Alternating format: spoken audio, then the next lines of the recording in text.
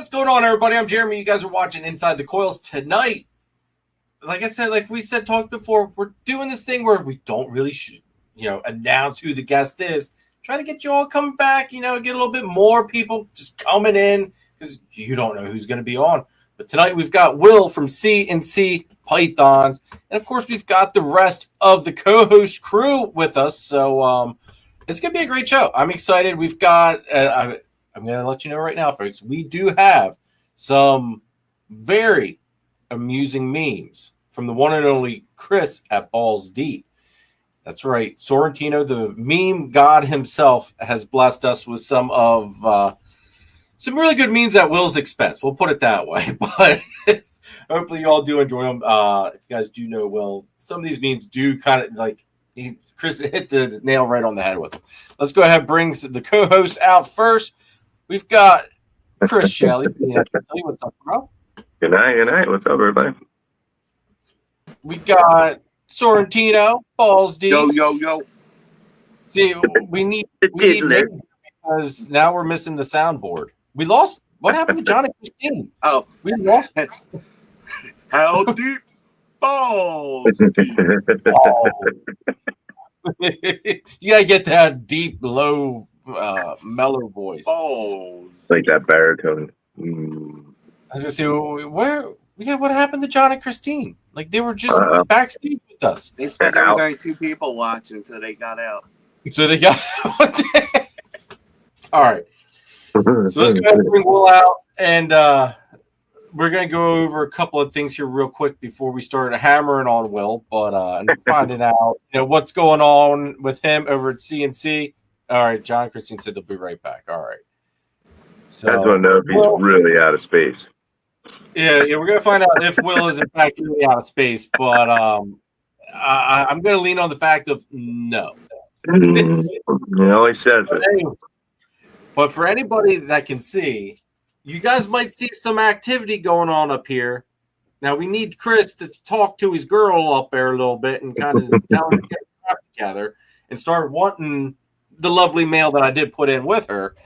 But I'm not gonna lie, guys. I like I was saying backstage, I'm about ready to go over to Nathan's house and pull Xander out because I'm getting a little like if I don't have baby carpets to fiddle around with this for 25, I don't know what I'm gonna do. I really don't know what I'm gonna do. I just I've got one baby left. Someone did put a deposit on one last week technically. So got one baby carpet left, and it's nice because now I can focus more on my holdbacks and kind of work with them and stuff. But I don't know what I'm going to do if I don't have baby carpets for 25. I don't know. You have a little bit more time. Yeah, but I look forward to those little suckers. They're the spice of my life. Right. Have you speaking to Riley or anybody in the carpet world? Have they discussed that they do every other year, or they go yearly? It's kind of the girls. I mean, people breed them year round, yearly. Some breeders give them year on, year off. Some do 2 years and then a break. I just kind of figured if they're going to go, they're going to go, because I've heard people trying to give them breaks and then they've retained sperm from the year before and they go anyway.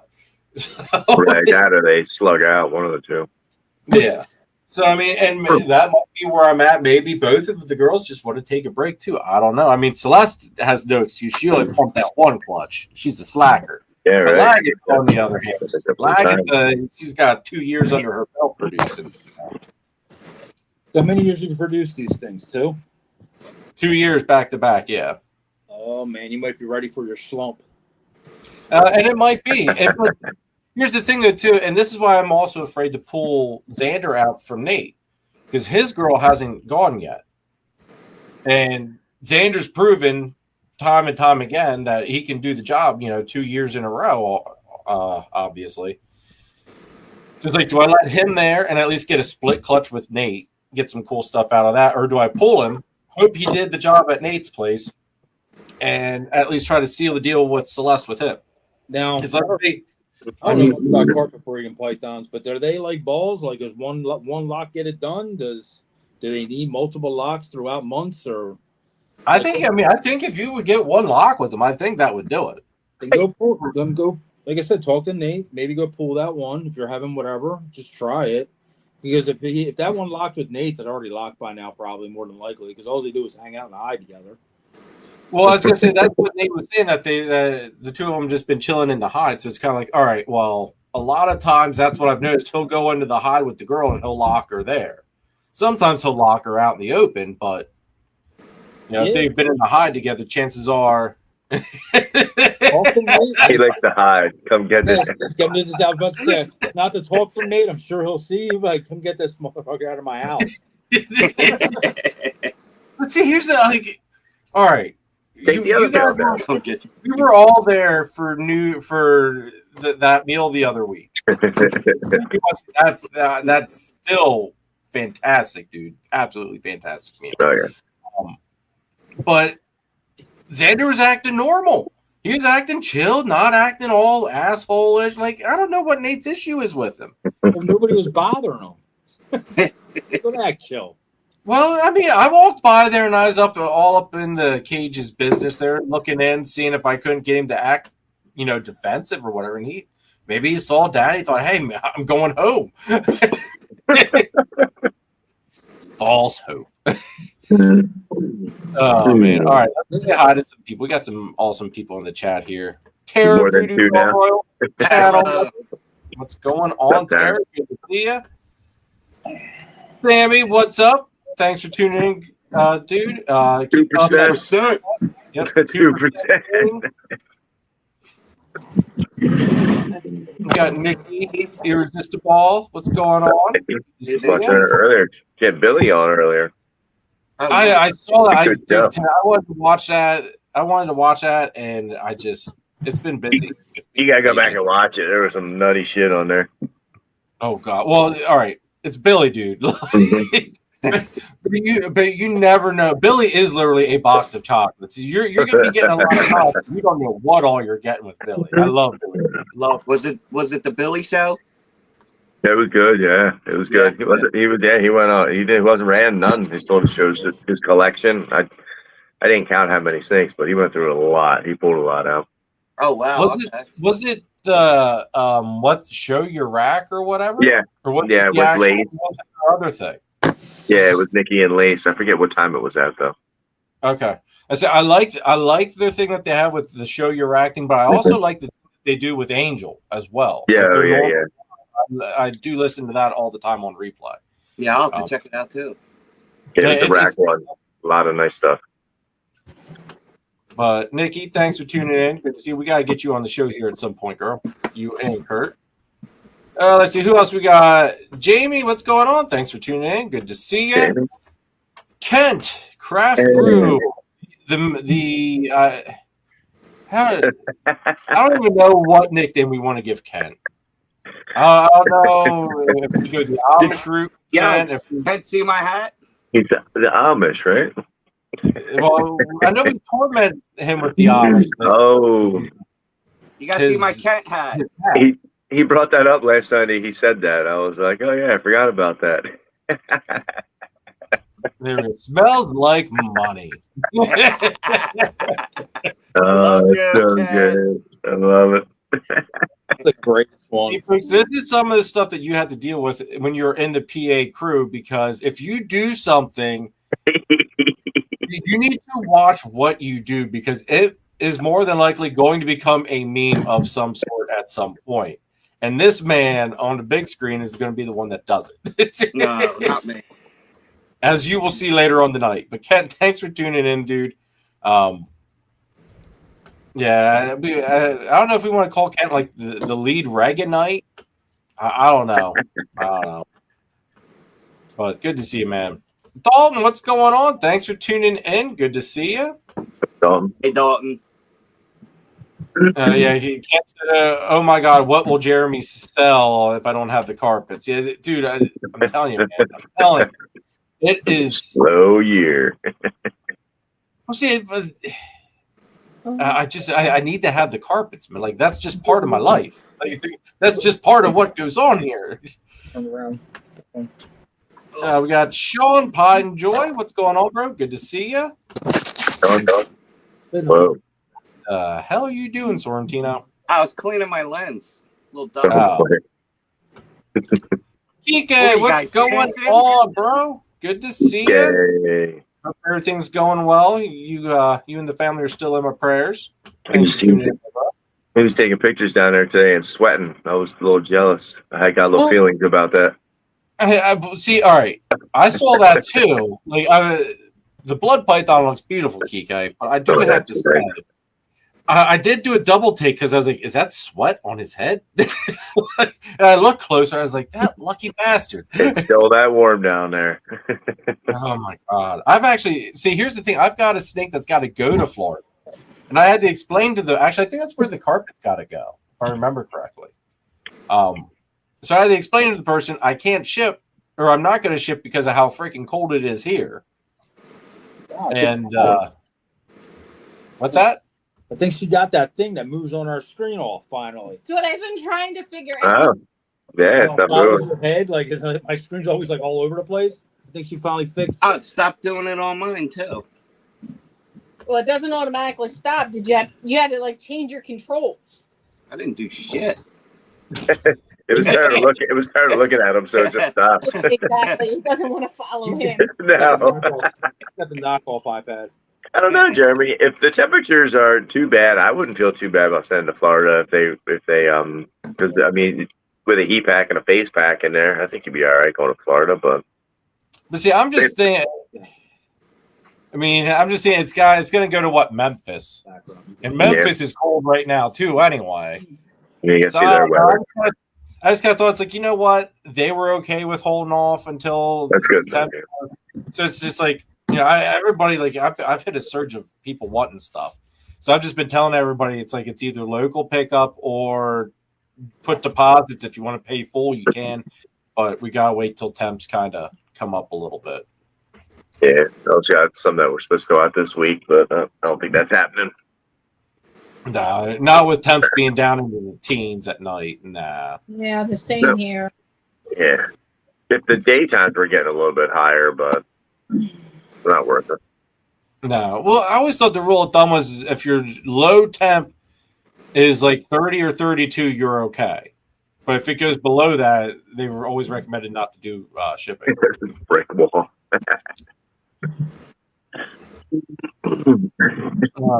Gene, what's going on? Be More Exotics, thanks for tuning in. Derek D&K, what's going on? Thanks for tuning in. Another Derek. PK Carpet Gang, hell yeah. You see the no one he got? Where you going? Nova Guinea, I believe. Yeah, the Nova Guinea. Yeah, I did see that. Thing was beautiful looking. Yeah, it's wild. Reminds me of those ones that Jake's got. They're like almost reddish. Maybe Papuan New Guineas. Yeah. Yeah, I think. Kai, what's going on? Thanks for tuning in. Kent, you remember, dude, I invaded your territory. I don't have pastels anymore. I sold all my pastels to the Allentown gang up there under you. Mine just gave a thumbs up. Oh, there it is. Okay, I see you didn't fix it, John. Unless Christine's running it. How the hell you do the hearts? You have Apple stuff? You gotta make a heart, not a square. Yeah, right. This is throw up the symbol. What's gonna pop on the screen with that? Remember, like the truth on another Asian representative. Danny dropped us, so he had to pick another one up. Danny. I got something for Danny. I bet you do. You know what? I am going to miss those auctions, though. I am going to miss the Danny auctions. Maybe you can put it out there for people to buy them. There you go. Big Daddy buy it auction. Well, I did tell him. I said, "Hey, you know what? If you want to come on and do an auction, you can. But I'm gonna take 15% cut then." There you go. Like, who knows? We'll see. We'll see. They throwing gang signs in the panel. What's up, Bosa? Oh man, Kike, you're good. Man, he's in everybody's chat. Oh yeah. Dude, he is. Kike's What's up, everywhere. man? He stays on top, man. He stays I'm on top convinced of it. he takes everyone's phone in the household at nighttime, and then he just puts on everybody's live stream, at one shot. Matt, what's going on? Support, man. Sultan support. Working. What's up, Matt? So let's run our first channel sponsor, and then we will get this show on the road, guys. Woo! Make sure you check out Nathan at Infinite Possible Pythons. He is your guy to go to if you want to get into the Bang project. On top of it, he's working a bunch of awesome ball python projects. Kahua geckos, Leachianus geckos, crested geckos, some scaleless corn snakes, and he is your one-stop shop for all your branding needs. So check him out. Check out Chris Shelley over at S Reptilia if you need a high-end ball python, blood python, locality boa, or colubrid. He's also Pennsylvania's distributor of Coco to Go and the Chipper, and he can also hook you up with some rats. So make sure you guys check out Chris over at S Reptilia. Coco to Go. Yeah. So, all right. What's back? Well, for the people that for somehow do not know you, give us a little bit of a spiel on who you are and what you work with, bro.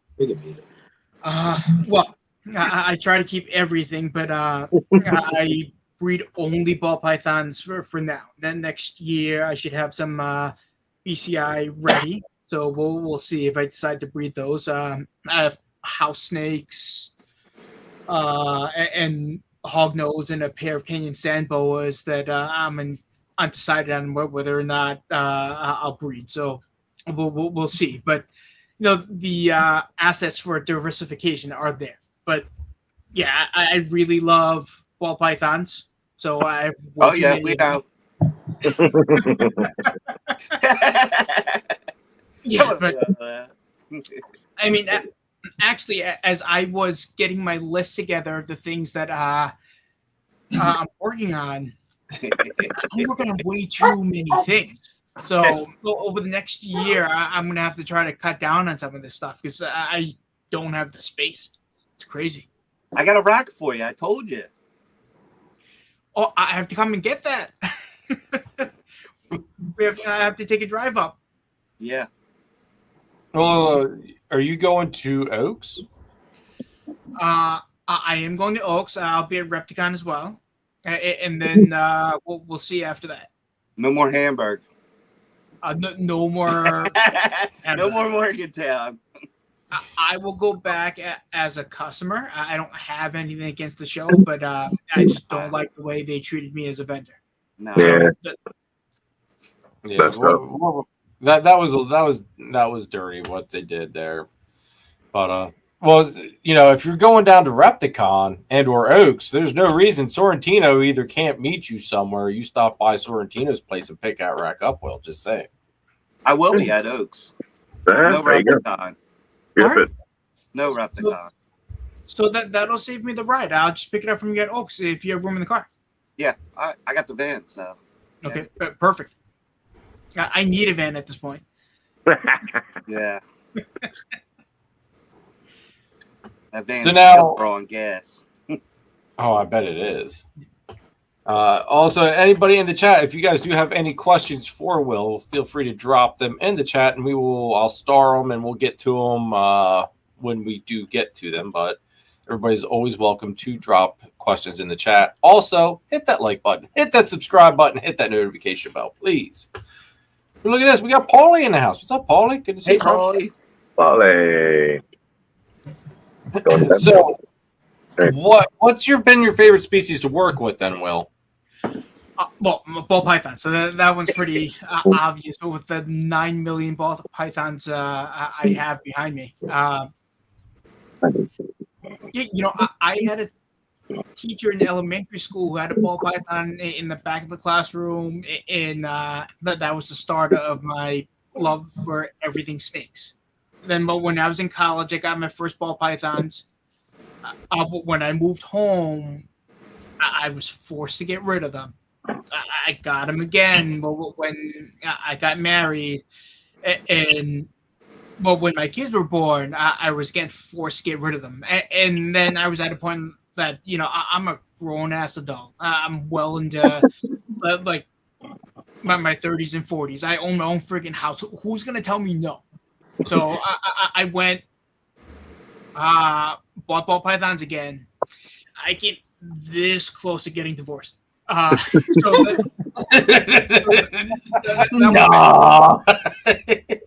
that was bad. But I mean, and I haven't really shared this with anyone, so why not on YouTube, right? But I mean, the wife and I weren't communicating real well, and I need to talk issues through, and she doesn't like to talk. So she was just not talking to me for a while. I'm like, well, you know what? Fuck this. I'm going to be miserable. I'm going to get some snakes and keep myself happy. Well, caused a boatload of problems. Because that's how I deal with things. And well, one massive argument later, things started to get better. But, I had to admit that I wasn't perfect, which is hard. She sure as shit wanted to talk when you started loading up with So snakes. hold on. So is Will trying to explain to the world? Let me ask my wife. Or is this where we're heading? How do we deal with this, Will? Yeah, teach Well, the we can men. start- Teach the men. Talking about snakes and how I have way too many projects. So how did you deal with? How did you keep the wife and able to keep going on? Well, He asked forgiveness, not permission. There you go. I'm slow, right? I will admit that it takes me a while to get things, and it finally hit me that a lot of her complaints were pretty legit. So I had to look in the mirror and be a man about it, because at the end of the day, my kids, my wife, my family, that's more important than anything else that I have. It just took me a while to realize that I needed to make changes. It can't revolve around me. I'm supposed to revolve around them. And 3 snakes, but by the time I was like 20 or 30 in, she would just roll her eyes and just keep going. So, and then now that we're multiples of that, whatever. Does she help out? Does she involve in them or not? No. She is definitely afraid of anything that looks like a worm, and snakes look way too much like worms. Every once in a while, the kids will leave a bin open the slightest bit, and then when I hear blood curdling scream in the middle of the night as she's going to the bathroom, that's how I know she found it. Oh my god! So Will, when we talked about 30 or 40 and like all this was going on, how many snakes do you have currently? I have 404. Okay. So say that number one more time for me. 404. 404. You got more than me. How did You're almost caught up to us. Yeah. So how did you go from 30, 40? You were like talking about like stuff needed to whatever and change. How did you get to 404? Like what happened? Did she say this is all right now, or kids involved? No. But when I was at like 60 or 80, she's like, wait till you get to 100. I'm like, shut up, woman. This is never happening. Wait, And they 100, 200 and 300. And at this point, she's right. I have a problem. Just start having a problem now. I want to get back to, you said she was scared of anything that looks like a worm, but you got kids. Shut up, Chris. You got what, 2 kids? How's she scared? Well, she didn't have to look. The lights were out. I love you. And this is where the monetization of the channel just ends. Blame Chris for that. Start the super chat. Sorry. Am I going to sit here and act like I'm not confused? I know the rest of the people watching right now are going, all right, we talked about like how to get wife at bay. We talked about that they were at 30. This guy went to 400 and was like, I don't know where the wife at bay came in. Like you were just like, Mic drop, bum behind what I need, and I thought he was running an exotic meat farm. I want to know how you got away with getting basically 380 snakes more than you had when, like you were saying, the whatever issues, and it kept everything kosher. Because there's a lot of men that are up against the same thing you're up against with their wives or whatever. And I mean, I kept my few in the corner of the living room, and she was not happy with that. But now everything's in the basement. My office is in the basement. So like you see the computer screens behind me. That this is where I work, and the snakes all around me. And she normally doesn't come down here. Okay. So that's your domain. That was the answer. Like your man cave. Yeah, but pretty much my serpent cave. Okay. Do the kids help out? Under duress. Right? They just leave the cages open. No, I mean, are they into it? Like, I get it. My daughters are, they rather go out with their girlfriends and boyfriends. And if I have the snakes out somewhere, they will fight to hold them. But if we're home, it's like, all right, come help me change waters, or hold the snake while I clean the tub. I get the eye roll, and it's like, all right, kiddo, I made you. I will end you. You're doing a lot of work for one person with that amount of snakes. Twice. It is, and it's too many, right? I really need to downsize by 40 or 50 adults. And the hatchlings, that number will fluctuate, but yeah, if I had 100-ish less snakes, it'd be manageable. Right now, it's a lot. That I was gonna say, Will, that's still a crap ton of animals. 300 snakes is still a lot, my friend. Yes. So what Jeremy left out is this is actually an intervention, my man. Surprise! I will send you 100 pounds. I'm kidding. Game over. Will hasn't met a pirate or a clown he could say no to. Come on now, stop it. I mean, for a while, my job was really slow, right? I've been doing medical IT for it's like 20 years now. You work from home? Like I can do the work with my eyes closed. And when I started this job after coming back to New York, been here like 8 years now. I could do the work with my eyes closed, and I could feel my brain like shut down. So I'm like, well, why don't I try to start a side gig? Well, now we have a new system coming into place, and I'm working like 45, 50 hours a week. Wow. Oh, jeez. Which, isn't that big of a deal, right? Because I'm home, right? I turn around, and then I'm good. But for the days that I have to go into the office, all right, I leave at like 6 in the morning. It takes me an hour and a half to get there. And then the drive home, traffic, because New York's awesome, is 2.5 to 3 hours. Like, by the time Thursday rolls around, like, I'm driving the car, you see one eye twitching. I'm like, going on the side of my mouth. Like, it's a rough day, right? But it's only 3 days a month, but but it throws everything else into flux, right? I don't get enough sleep, right? I don't get the time in between briefs and meetings, like feed a snake, change of water. So that's a big disruption. But it's going to be like this for the next 2 or 3 years. So I need to get this collection down to a more manageable size. So like I would ideally get rid of some of these V6 racks and put in more Super 70s for larger adults. So I have an idea of what I want to do. I just need a little time to turn it around. Tara wants to know what's your favorite your favorite recessive and favorite codom. I love albino because I'm a fool. They're not worth anything, but I really enjoy working with them. So I'll still continue to make them. I just won't make a ton, right? Because that's more for me than anything else. In terms of codoms, spiders up there. It doesn't sell all that well in this area, and I won't make a lot of them, but I really enjoy working with them. And I'm doing all this work, putting in all this time and effort. I might as well have fun and make what I want to make, right? If I make 1 or 2 clutches of calico spiders a year, that's not a big deal. I'm not making 30 clutches.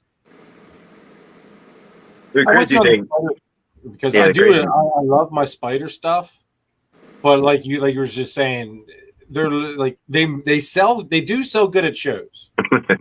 Like Crystal tells you take a bumblebee to a show, you're almost guaranteed to not come home with it.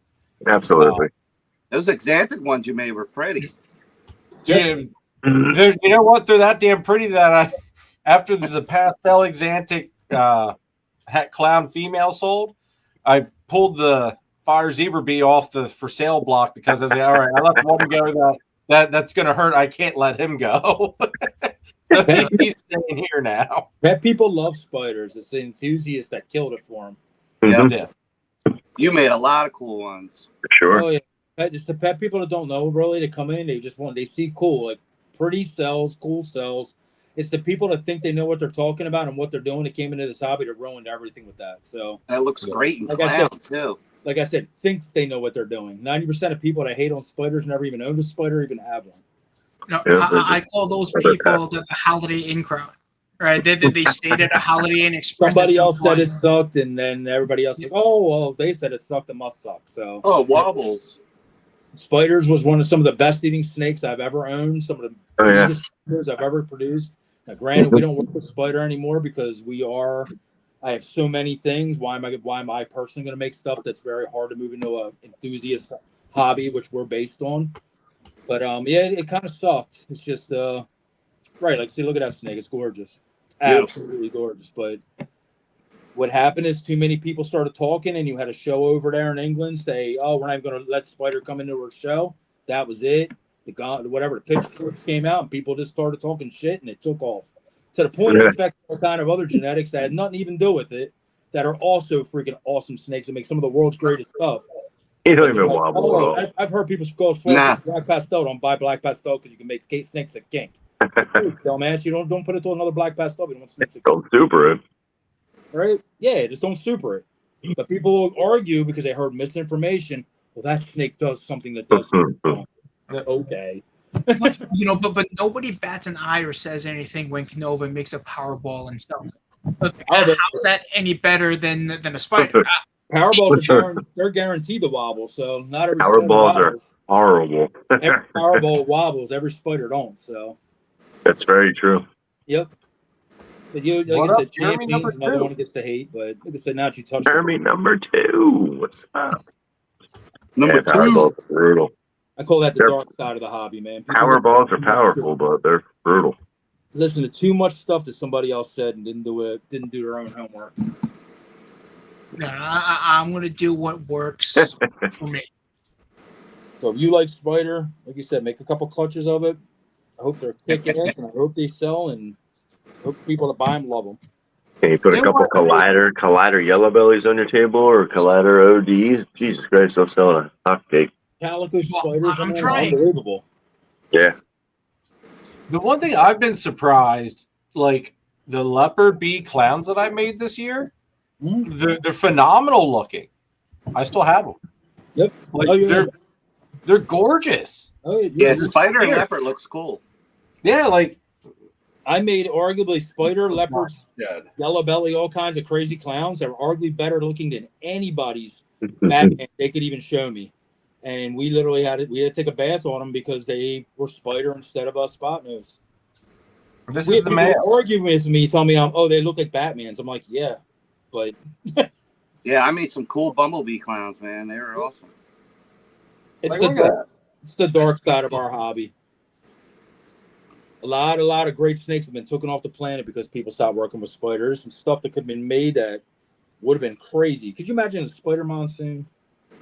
Like, That might be the only thing that messes up Monsoon at the end of the day. You watch. No one probably It's going to tried come it. fucking Can you full imagine? circle. spider sunset. Nobody's tried it. Right? Like, you haven't seen none of this stuff because it got so whatever upon. The spider might have changed it. We have no idea. But the whole female spiders are going to go for $1 a gram like normals were back in the fucking early 2000s. Could you imagine? It would make spiders great again. I mean, but you get people in this hobby who just make shit up. But like, you look at super lesser bells, so sometimes they're a little bit bug-eyed. Mm-hmm. You know, show me some evidence that they suffer or they're in pain or there's something actually wrong with them other than the visual appearance. And then you have an argument for not making it. If you don't like them, that's perfectly fine. I respect that. But don't make crap up and say there's something wrong with them when you don't actually know that. We had spiders at the end of our spiders. I'm gonna tell you right now, they didn't wobble at all. I put them next to my champagnes would wobble more and stuff. They could be straight. Yeah, sometimes even spot noses. Yep, they were my straightest freaking or whatever, best eating snakes, all that stuff. Could you imagine like a spider Pompeii? Like that's like spider black pastel and stuff were some of the coolest ass animals. Oh yeah, dude, I never heard of a spider going off feed either. Instead of using the spot nose for the Pompeii, you put the spider in there. I guarantee they're equally as cool, if not cooler. Oh, I bet. Yeah, so like I said, that's not the go off in the spider train. It's just that shit bothers me. Like a lot of hate for something a lot of people don't know nothing about. Yeah, it's that people can see it and it bothers them, so that they think that the animal has to be suffering. An animal with a slight wobble, with a little head tilt, it's a fucking Tuesday, right? This is all they've known, so that's not suffering. Yeah, there's a lot of that going on. I'm kind of curious how you feel about lace. What are you insinuating, Chris? What? What are you insinuating? I'm saying Danny hates, Danny, because he's Asian, he's got to hate lace too. Is this where we're going with this? Yeah, that's what I'm thinking. I'm not trying to be racist. I'm just saying. I mean, similarity. About lace. There's nothing wrong with lace. If you're gonna detract from lace, it's just that it's hard to tell. Sometimes, right? You can confuse like a DG or like a yellow belly with it, and it's very easy to make a mistake because it's so subtle, right? That would really be the only thing you can point to. I got new information kind of about the lace. Like the thing is, what's happening with lace is the ones you really can't tell. 9 out of 10 times, probably not lace. Lace is usually showing up across the board. Like a lot of people, they're finding that a lot of this lace stuff, when it gets older, if it doesn't have a lace expression, it could have been another gene that was attached or whatever, carried on through. Just say like a granite gene, whatever. And they mistake it for lace because of the popcorning, maybe a little bit of lifted pattern. Laces that are real deal laces, there's usually no mistake as an adult, or at least the juvenile into adult. Yeah. What? Did you just buy something? No. Take his shirt off. Hey, you can tell she's lace. No, I'm wearing lace. Oh, nice. I got lace. Do you have a lace? Do you have a lace around your neck too? Yeah. Oh, There's no popcorning. I don't see any popcorning. This motherfucker went and put a nightgown on. What the hell have you turned this show into, Jeremy? I like this. This is nice. Muscle tag. What was the word to you? Shit. What? I didn't put it on. I had it under my t-shirt. I was about to say, I'm putting this tight ass shirt on that fast. What the freak just happened? That's it. Ace. I'm out. Nate, where you are? I'm tapping you in. Where's Danny? You can tell that's lace. Yeah. No, yeah, there's no mistake in your nipples. That's what I was trying to say about the lace. I think a lot of this lace that's coming out that's like hard to tell and the whatever. I think that stuff's turning out to not be lace, and that's why, like I said, when these tests come through, it's gonna help a lot of people. Because even me, there's some lace when stuff that was little, I actually thought was lace. Come to be, it probably was not lace. Like, it's just crazy. But when it looks like that as an adult, right? Like that. Yeah, she's right. Do you have underwear that match? Jesus. But let's not ask him that question because I don't want to know the answer. I'm not wearing underwear. Oh, perfect. It's Sunday. It's Sunday. Like that matters. How many viewers are watching? Nate, I'm tapping you in, bro. This is your shit will betray now. I can't see my nipples. Chris, if this viewership drops to under 27 in the next 5 minutes, you're canceled. Why is that one pointing towards the wall? You're gonna tuck that one in a little bit. It's gonna pop That out. number dips under 20, man. Tuck that right one in a little bit. Put some damn clothes on. Jesus Christ. Nate, The muscle shirt. It's hot in the snake room. I mean, hopefully all the kids are in bed, or you're going to get therapy bills. Will, look what you did. Here he Man. goes. He didn't wear that shit before you came on. I'm blaming you. I was wearing. I think he's trying to entice you. I like my Asians. I love my Asians. I'm starting to think I'm starting to bucket think I think we just totally derailed this whole show. No, we were talking about lace. Lace. We're talking about lace. I was getting worked up because I thought he was coming on, but you know. Oh, you got worked up? I like that. I thought he was coming on. You were getting food. I got all worked up. That's all right. I got it warmed up for you, Christine. Got them worked up. It's like, yay. Tara, I have the other questions started here. Don't worry. Let me go ahead. Let's run another channel sponsor. Try to regain our composure. After you hold it in the back scenes, Chris. How many people left? I'm sorry. Come back. Germans, we gotta take a quick break. I gotta deal with this shit real quick. Phil, what's up, dude? Thanks for tuning in, bro. All right, let's run another channel sponsor here, and then while we're totally derailed, we'll show off some of Chris's artwork that he did since Chris, and then we'll get back to more Will. So here we go. Head on over to Triforce Morphs for the best knockoff $5 snakes on the East Coast you're gonna find. While you're there, grab a crested gecko for $3.50, folks. Every snake from Triforce is like a box of chocolates. You have no idea what hidden genes you're gonna get. Triforce Morphs. Who knows what the hell's in it? There you go, John. How's that one? God damn. That's the new one. I love it.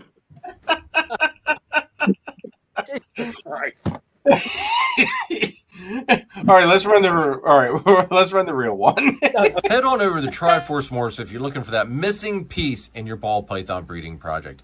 While you're there, add a little bit of lace or citron to the mix, folks. John and Christine can also hook you up with the crested gecko, so don't forget that. Turn up the heat with Triforce Morphs. If you want to use the best reptile record keeping and tracking software on the market today, scan the QR code or click our partnership link in the description down below for a free 30-day trial of Husbandry Pro. I promise you will not regret it. I have to agree with John. The gag ad is just so much better than. The Nathan one. The Nathan one's great. You picked up a follower since you put your shirt back on. I like the Danny. I like the Danny one. Danny's was classic. It was endless. Yes, I agree with you. Like, I always tell people with the spider stuff, like, I'll pull out one of the spiders. I'm like, show me what's wrong with this snake, because I've been fortunate. All of the stuff I produced has been a solid spider. It hasn't done the crazy corkscrewing, laying out, like, not knowing what side's up and down. Like, it's no different than they said. They don't dread chocolate, bongo, blackhead, spot nose, all these other genetics that are all spider freaking complex, and they still call it the spider complex, mind you. You know, and like I said, all them genes get a pass. Even champagne gets a pass on the level, and they're just as wobbly as spiders. But it's unbelievable. Like you said, it just shows you how much hate can target something and destroy it.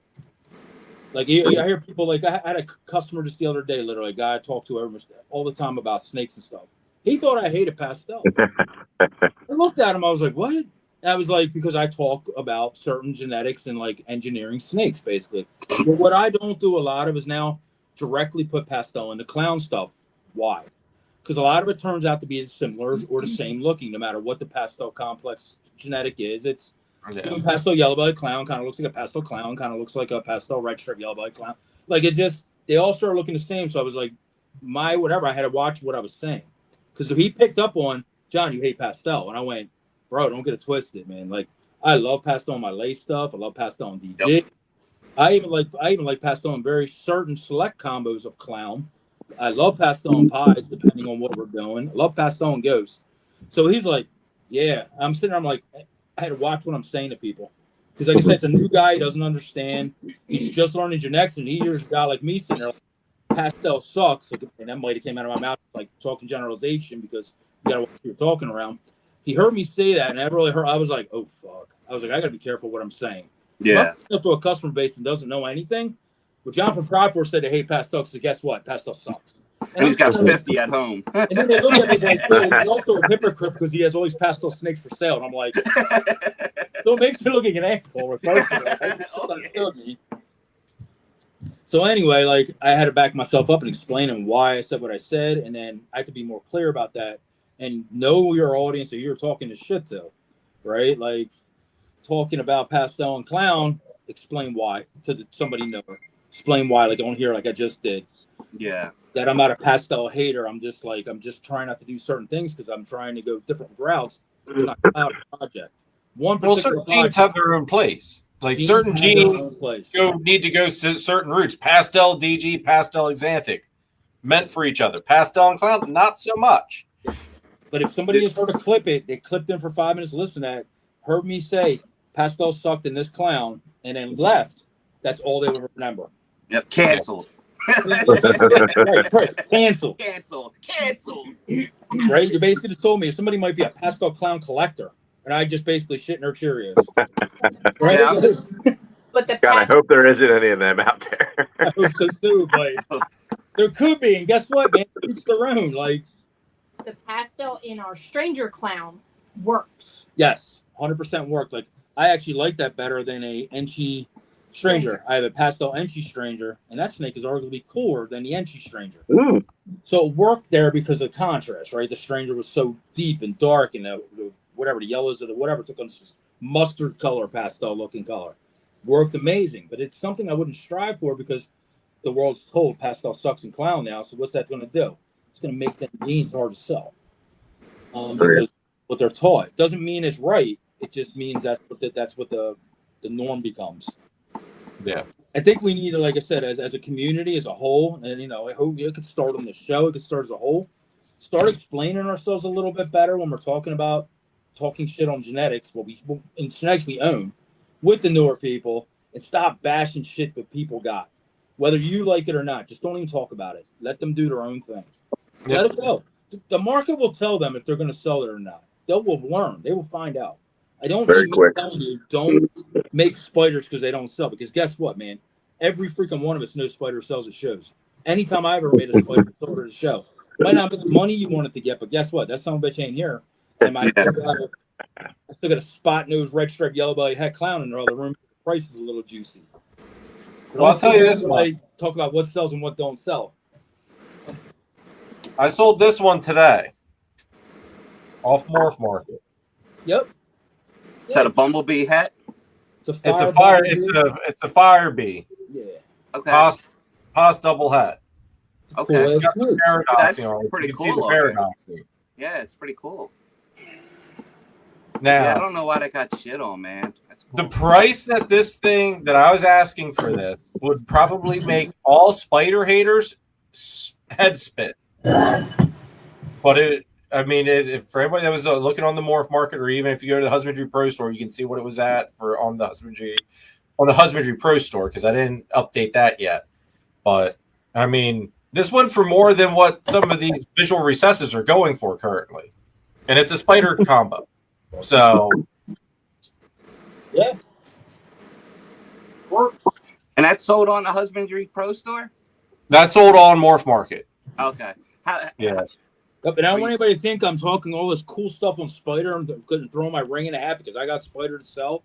Because I am part of the freaking whatever, the machine that got rid of all my spiders because of the market. I did do that. Like I said, I'm not proud of it all the way, but I had to do something because, like I said, I make snakes. I make snakes I like. I make snakes to advance with. And in my market, with the customer base I usually have, Spider wasn't working for me personally, so I had to do what I had to do. I sold them all off, and I went towards other genetics because I have so many to work with. I can get away with doing that. If you do like Spider, you want to keep going with it, roll with it. Just do what you like. Basically, that's all I got to say about that kind of stuff. And so I say there's nothing wrong with breeding Spider. I don't even have it anymore. It's just I hate what the freaking people's done to this market with that stuff. Yeah. Oh no, a lot of stuff got like bad. Oh yeah. Yep. Let's go ahead and show off some of Chris's artwork here, and then we've got a couple more questions for Will from the chat. So, hopefully, Will doesn't say "screw you guys," or he's not gonna say "screw us." He's gonna say "screw you, Chris." But, yeah, let's get this straight first off. We had nothing to do with any of this, Will. It's all Chris's fault. There was only one that I did not upload onto here, and just because there was one I did not upload. Send it to him in his DMs. Yeah, I'll send it. I'll send you the other one in your DMs. Well, this is what we have to. This is what we have to do. This is what we have to deal with. Will. You know, if there was a market for it, I could Oh, supply. we talked about that last week. A scary thing is, well, there is a market for ball python. Meat. Python meat. Try Burmese. Ever like talking about that stuff. Like poor John's mind was blown. I know it was terrible. I would never think about something like that. You guys are messed up. I don't know how you. I have friends who talk to me about tapping into the snake wine market. I'm like, you know, I'm freaking Americanized. Where the hell am I going to go find someone who wants to make snake wine out of ball pythons? Like, I get McDonald's. Here is the next one. Will, with his collection of rats to feed his army of snakes. They're all in the freezer. Well, these ones are live. Now, if anybody ever wondered what Will does when he goes to the beach, he takes the snakes with him. That's it on a beach. Got some cool snakes in that picture, Will. Will, do you own any of the snakes in that picture? Bull snakes. You know, I have a Nelson's milk snake, right? That looks like a Honduran over there. It's a milk snake. It's close enough, right? There's a bull. There's a boa. You own them, right? Is that a great band? I have a boa. Yeah. I have a northern pine, which I'll pick up at Oaks. Okay. I should probably tell you that at some point. Oh, all right. Is that Sounds a picture good. of Chris Kelly with Will's head superimposed on it? Mm-hmm. Is that one a gray banded king snake though? The gray orange? Looks Yeah. like I think Chris Kelly has every one of they're them. cool. I don't have any gray bands. They're cool, man. They're cool. They- No Gray gray band bands was and no pretty corn cool. snake. Everything else, yes. I mean, I have a variable king, but I really am running out of space. Otherwise, I get more species. Sounds All like right. We always do that. Here's a rare photo from New Year's Eve at Will's house.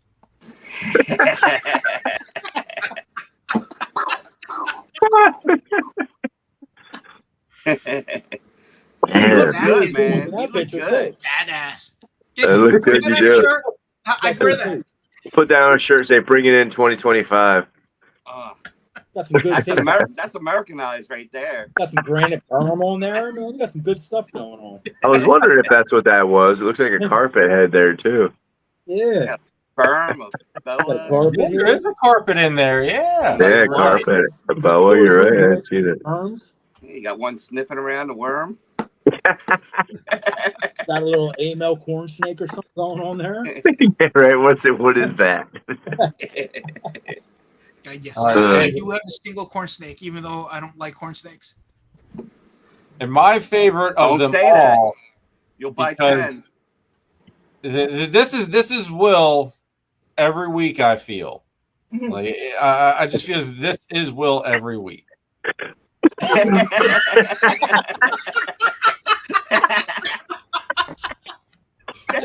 I'm glad he laughed. This is pretty accurate. Yeah, that one is definitely very accurate. I hearted that one in the group chat. I This love is the your color of the next hair shirt, as well. Will. This is your next shirt. That's a nice suit.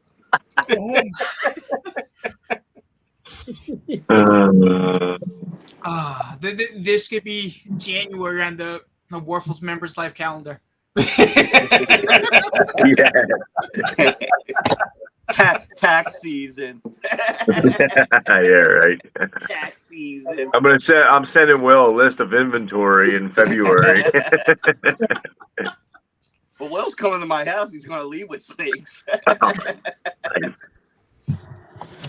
That is all of the memes. Julia, the zebra bee that I showed off, I have pulled from the for sale bin. Hey, That everything's one for sale is for the staying right here. price. Yeah, make an Well, offer. everything. If you made it, Make an it's offer. gonna have to be a darn good offer. I'm not gonna lie to you. It's gonna have to be a darn good offer. But the ones that look like this, the leopard bumblebee clown, Yeah, that's cool. the male and the female that I have, these guys are for sale. But yeah, that zebra bee, I'm gonna be hard pressed to let that one go. You rewind us back to 2015-16. That snake's worth more than freaking Pompeii is today. I remember that one nuts. snake you had, that spider leopard clown. That thing was badass. Oh, it was ridiculous. Yeah. See, Jeremy, if I didn't have this, I would have bought yours. But having two males would just be redundant. That's beautiful looking though. It's so nice. So soft like that stone. It is, but when he got shipped, I forgot he was at FedEx and he sat an extra day. So he's never forgiven me. He hasn't forgiven you yet? Every time he sees me, he hisses. Well, All right. just for the record, that thing's not to stay live on YouTube. Glad he reminds you every time. He said he left it at FedEx an extra day because he forgot it. Yeah, I like the honesty. Accountability. It's a beautiful snake. It is. It's the only time I've ever forgotten a snake. Well, once was Disclaimer. enough. Now, what is that? An albino Mojave spider or This is a killer zebra bee. It's TSK Xanthic, of course. killer zebra breed? Okay, it had really wide open spots on its back, so it kind of looked like it had like Mojave or Gina or something in it. Usually tight, it's pinstripey, very Yeah. nice. No, he's beautiful. I guess the next step is to try to get hypo into this, Oh yeah. and then maybe layer in vanilla and fire. Don't be jumping on the true ghost now. Oh, that snake's nice and light. That thing's cool looking. It held its Yeah. shape really No, well. that's pretty. I mean, Yeah, I have some VPI as well, but the VPI is in albino Crap. and in pied, so I will leave it there and just try and make those because I love the way they look. And then I have TSK for everything else. You have Desert Ghosts because you could probably keep them blacks really black on that thing. Yeah. Eventually, I only have single gene visuals, so I have to figure out what I want to do with the DG. I don't I'd have take that to write that right into one. Make your double heads. It'd be make some killer stuff. I don't have that's a any visual female, DG right? females. Okay. Or that's a I male. have two males, Hmm. and I have a Krypton that's het for DG. That's a male. So I'm gonna look to expand the DG collection so that, well, with no space, right? I have to get rid of stuff before I can really do that. But I'd like to add a couple of females and then kind of diversify into different projects. Sweet. Cool snake. Dude, I'm going to put a little plug in here for you, Will. I do have probably maybe 2 shots this year at making visual DG Xanthics. Just saying. Just saying. So you start clearing out those rack spaces. Got something for you. Terminal doesn't realize he's gonna get mugged for them before he even gets them listed. So The second I say that, hey, I'll put a picture up in the group chat, and John will be at the door, be like, "Where they at, bro?"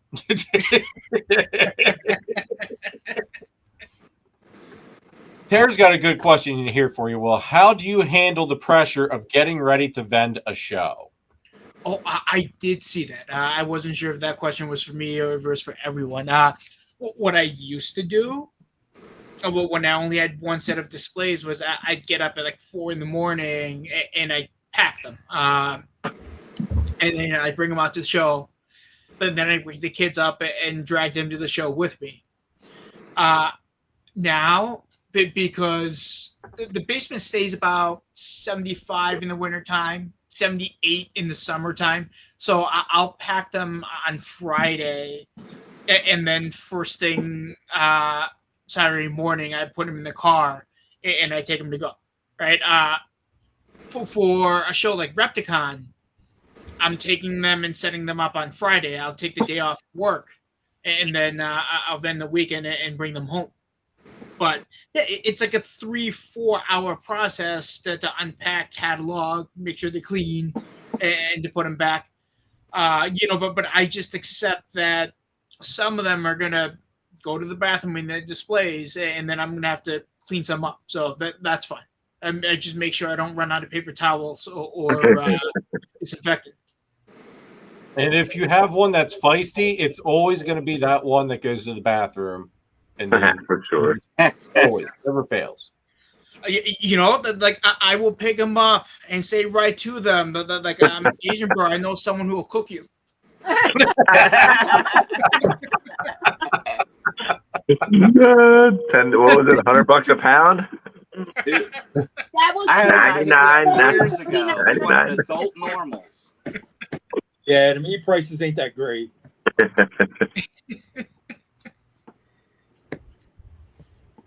How about any of the co-hosts here? Any added? If I could speak, any add-ons to that? Or questions, add-ons or questions? He does what we do. Every show we get ready for. We usually spend the night Friday night, real late in the night, depending on where the show's at. Pack up Friday night, put the paper towels in the displays and all that stuff in case they get a bathroom. Our rooms are also temperature controlled, same thing, 75 to 78 on average, depending on time of year. And pick them up, load the car, and then just go load the show. Sometimes we get the luxury of show. We could show up on a Friday, unload the animals, unload our stuff, put up our displays, our banners, all that stuff, and then like a weekend show, like Repticon. We'll set up the night before. We'll go show up Friday night, set up, and then Saturday, Sunday. After you do the shows on a very regular basis, it's not really pressure. It does tend to become time to make You spend all week usually gearing up for a show, making sure not to feed them the week before the show and all that stuff. That comes with just experience of doing them. We try not to even sometimes feed them even 2 weeks before certain shows. If it's a 2-day show, I would literally take off, feed them maybe that Thursday, go through that next week's Thursday, and then Thursday we're basically packing up for Friday to leave. So they'll basically almost go like 2.5 weeks without eating, but it's only a couple times a year that do that. Again, it's like there's just no to try to keep them empty. You feed on a Wednesday and you're going to a show on a Saturday, you can't. No good. Oh, bad stuff's happening. Bad stuff. They're flooding their bins. They're pooping. They're peeing and could regurgitate. They're just pissed off. Yeah. They're just moving them. So that's no way doing shows. Try not to ever feed show the week of the show. Yeah. That's very important. Yeah, I feed over the weekend. So if I don't feed by the time Monday rolls around, then I'm not feeding them that week. Right. Depends on bigger shows and whatever. If it's a day show, I'll do a week before. If it's like a 2-day show, I won't feed for them 2 weeks for the show.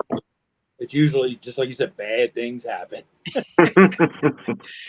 Yeah. The last Repticon was the first time I did a 2-day show, I get there on Friday. I set up the table. I have to clean 8 tubs. Yep.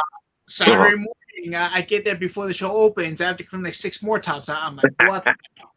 Do you run heat cable during the winter months and shows, depending on the shows and all too, or do you read heat tape under your displays or anything? Yeah. Like the display cases came from Ed, so I just wired heat tape that conveniently tucks right into the side of the display cases. I pull them out, lay them under, and then it's good. I went to an Oaks and made the mistake of not bringing heat tape, and those poor snakes were like rocks the entire show. Like I was taking turns holding them, warming them up. So Oaks is I learned never again. Open a little too long at the beginning of shows in the winter months. It gets really cold in the beginning of the day. Yeah. Yes, it does. Yeah, there's been a couple Oaks I walked into like, son of a bitch. I can't freaking sell snakes in there. Yep. I remember the one show you were very, very livid. I lost my mind, dude. We freaking temp gauged the show. The table was 38 degrees. That was ridiculous that day. 38 degrees inside a building for a reptile show is unacceptable. Yeah, I lost my mind. Yeah, they left I blew out 2 leads of heat cable that day. Yep. Did the same thing at a Repticon too. Same thing. We were temping the table 45 degrees. We left early. I packed up and left early. Jeez. That's unacceptable. Like, Man. if I'm freezing in the show, I can't imagine what my poor snakes are feeling, heat cable or not. Like, so we try to limit our towers during the winter months, depending on the shows. Like adults can really heat them as well. There's a lot of stuff that goes into winter months. You got to think about, like the show conditions. Like Gettysburg's been really amazing keeping the building heated. Yeah. Joe will not let the doors open for any length of time, just because we'll have cold air just rushes through and he blasts the heat. And he'll blast the heat while the doors are open. So just wait and get them fast. Well, yeah, he doesn't leave that garage door open. He opens it and closes it as people need it. He's got somebody sitting there. Oaks, that fucking thing's just wide open, and people are driving cars and trucks in and out of it. Three garage doors open, freaking big, diesel side truck garage doors. Yep. So it's just coming in when it's 15 degrees outside. What do you think the inside of that building is going to be about? Have to leave them open for 2 hours of setup time. Yep. I know the one thing I've always wondered is why, like, I get some people have a lot of stuff, but why do you need to be driving your vehicles in to unload? Laziness. Some people do have like big whatever displays, but again, the get them in, shut the damn door. Don't need to wait for them to set up for 2 hours and then freaking let them out. Like, shut the damn door, then let them out. Well, last show there was a pickup truck waiting for like a big truck to pull out. Yep. There was like a backup, so he's sitting there with his truck running. The goddamn exhaust pipe pointed at me and my table. I'm like, dude, shut it off! Like, what the? Like, I'm getting carbon monoxide over here. Oh yeah, like I said, we can do a whole show on this bullshit. Is that why you were sleeping at that one? Yeah, I was tripping, dude. You thought he was sleeping. I didn't lower my prices, nothing sold. I'm like, what the heck? You thought he was asleep. He was knocked out from the exhaust fumes. Yeah, that's what I'm saying. It was CO2 poisoning. Yeah. How about you? What do you guys do for show prep and getting ready and all that stuff? Everything pretty similar. I usually get ready the night before, mostly at least 95% of it done the night before and packed up and in the snake room, sitting there ready to load up. And then in the morning, just, all the dry goods I load up the night before, like I got a load of cocoa. So the night before or the morning before, I'll load up all the cocoa. That way that's done. And then, just in the morning, load up the animals and everything's usually written up on them. And I used to use heat tape. I have it with me if I need it, but very rarely do I use it, especially with the colubrids. But like this Oaks January, I might have to use it for the ball pythons. But so we'll see. This is a great comment. You know how much money I spend on mite spray a year? I go through about 7 to 8 cans a year. Easy, just for like normal, whatever localized shows because of this exact thing. We mite spray bury our tables every show, floor and table. Because of stuff like this, because you never know what you're walking into. Show vendor life is a lot different than online life. Oh yeah. Yep, I always spray that protective barrier around around the tables, and then a little bit on the very bottom edge of the tablecloth. Yep, and I'll even do the front where the displays are on the front here. I'll do my actual tablecloth around the whole perimeter, back or front, and in between every one of them. So it's literally like barrier, like all the way around. Like you get past first defense, you got to get next net past the second. Hello, Merrick. Yep. We got their candy. Yep, I do overkill. You know, this is my new babysitter. Her name is Mary Poppins. She's ultramel, caramel, and heifer pie. Okay. So a caramel glow. Yeah, she's beautiful. Or no, right? Carmelo. Carmelo, yeah. Carmelo het pie. Yep. I love them things, man. I haven't heard that. I haven't heard somebody say that name in over a decade. Carmelo, yeah. Carmelos. Yeah. I can't use her to breed, but she'll be perfect as a display animal. Because full eyeballs. You can use her to breed. Just don't put caramel on her. Fuck that. Make caramel pies. Right? In a female? Sell them to the pet people. The worst thing that can happen, literally, if you just say the caramel does inhibit the whole freaking whatever eggs and all, you're going to get babies that maybe not live, and you have to basically cull them or whatever, right? Yeah. Yeah. So don't use a caramel on her on the other side. Use an ultramel male. Right. Or use like a het. I mean, I thought they had issues with developing follicles fully. Melinda. They're known for basically stillborn babies, and they can breed, but they're not like the desert gene where the eggs get locked up in them and egg balance issues. That's not really what a caramel problem is. It's basically getting viable eggs out of them. I mean, you know, I have 66 females that are breeding size. You don't need 67. It isn't going to hurt me. Right. And she's very useful at shows, right? She'll pull people to the table. If someone insists on handling an animal, she's it. This is my sacrificial lamb. I like it. And then this way, it offers a little more protection to the rest of the collection. But I'll use Preventamide and treat the tablecloths before I go to the show. I'm just trying not to kill other people's inverts, right? And the Preventamide still works for a good couple of months after you apply it if you keep it out of the sun. Well, so says the owner. So I'll just apply it and I'll leave it for a bit, and it should last even through the washing machine. Has anybody offered to buy her from you at a show? No, she hasn't gone to a show yet. I just picked her up like 3 weeks ago. 4 weeks okay. ago. So she's gonna be your sacrificial. I gotcha. Yeah. Very cool, man. You'd be surprised. People are gonna offer your money for her. I had a banana that I just had and just kind of showed off and let people hold. Everybody were like, "Oh, is he for sale? Is he for sale?" I was like, "Nah." Yeah. I have like 6 or 7 bananas, and I have trouble selling them. I guess it's just me. Really? It was a big adult male. It was like a big adult 10, 15-year-old male banana that people were just holding. So I don't know if it's babies or what. Oh, they're awesome looking. But like, I can't get rid of male bananas for like $125. I'm like, all right, I'm doing something wrong. They're tough. I can compliment on them. Oh yeah, male anything tough. Male anything is tough to sell right now, man. I'm convinced. I mean, and just how things have been here lately, anyway. You can price things wherever you want the prices to be. At some point, someone will come and buy it. I mean, within reason. Yeah. Oh yeah. I mean, as long as you're in that ballpark. I mean, if it's something that somebody can't get their hands on, like it's not an everyday available snake. Sure, somebody that absolutely is into that will totally buy it. It's kind of like the spider fire breed you just showed. If it's basically like one of the only ones in town, and somebody needs it, they're definitely going to pay for it. Yep. And if you got a dime a dozen thing, then yeah, you can sell it anywhere you feel comfortable for selling it at. That's all.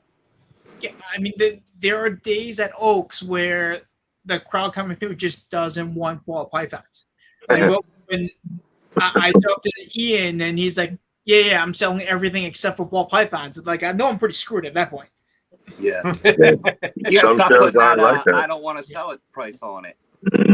There's a real thing of a time and a place, man. Everything has its time and place.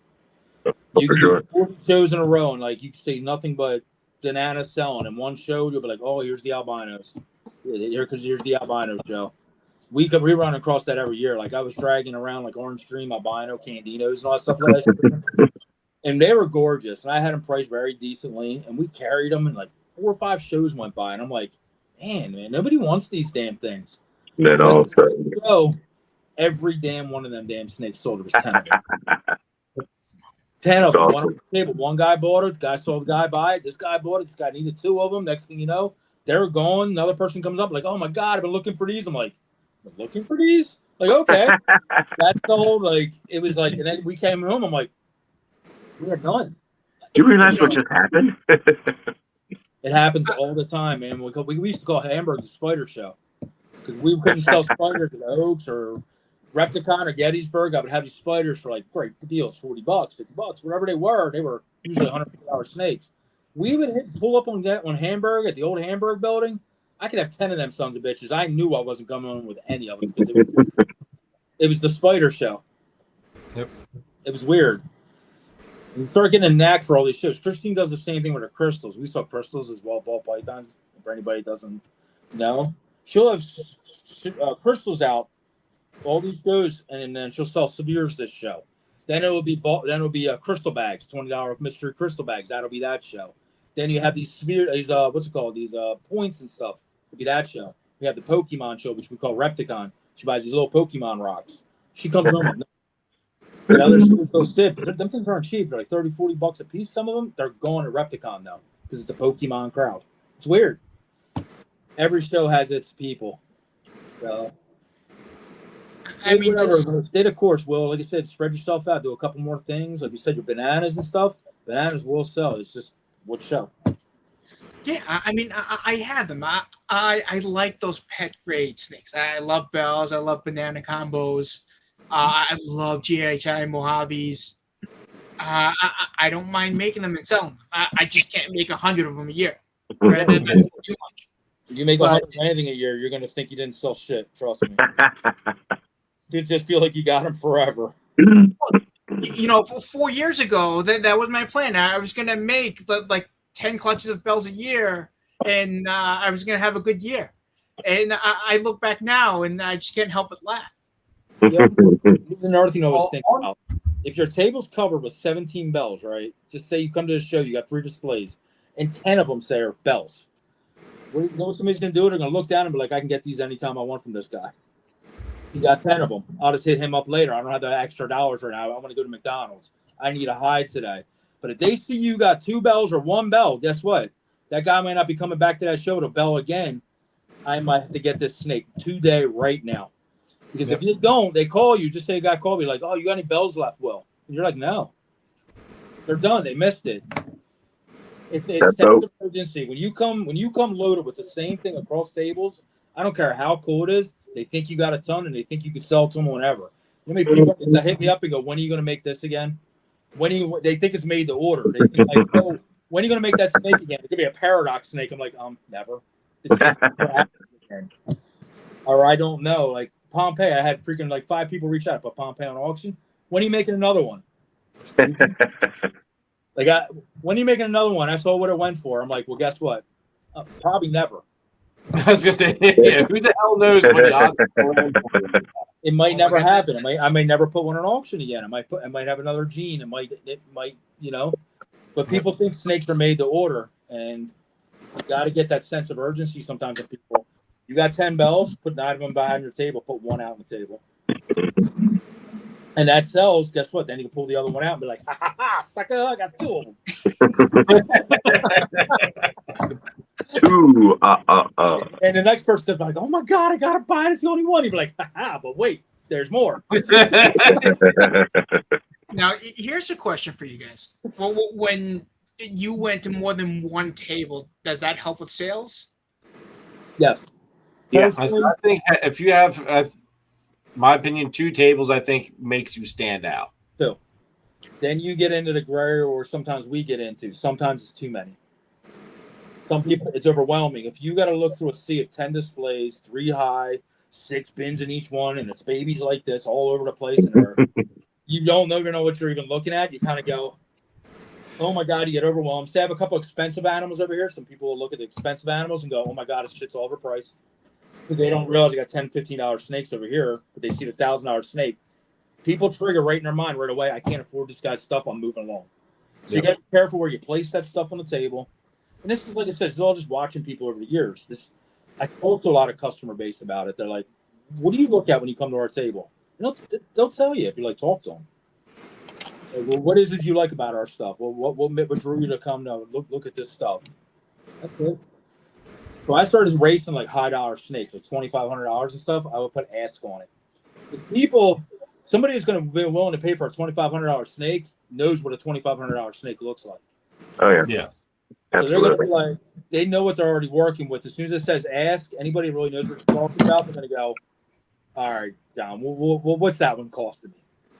And a new person, if they go ask, they want to know why ask, and they don't ask them, and then you'll tell them, you'll explain them why that snake is an ask price, which then engages the conversation. Starts engagement. So they want to know why that snake's so expensive. So you kind of know, start going down the gene pools, or how hard that was to make, why it costs so much, how rare it is, etc. So then they'll be like, oh, that's interesting. They'll go home and research ball pythons, come back to maybe 3-4 shows later and be like, I thank you for explaining to me why I'm looking at $800 snakes, $200 snakes, and $20.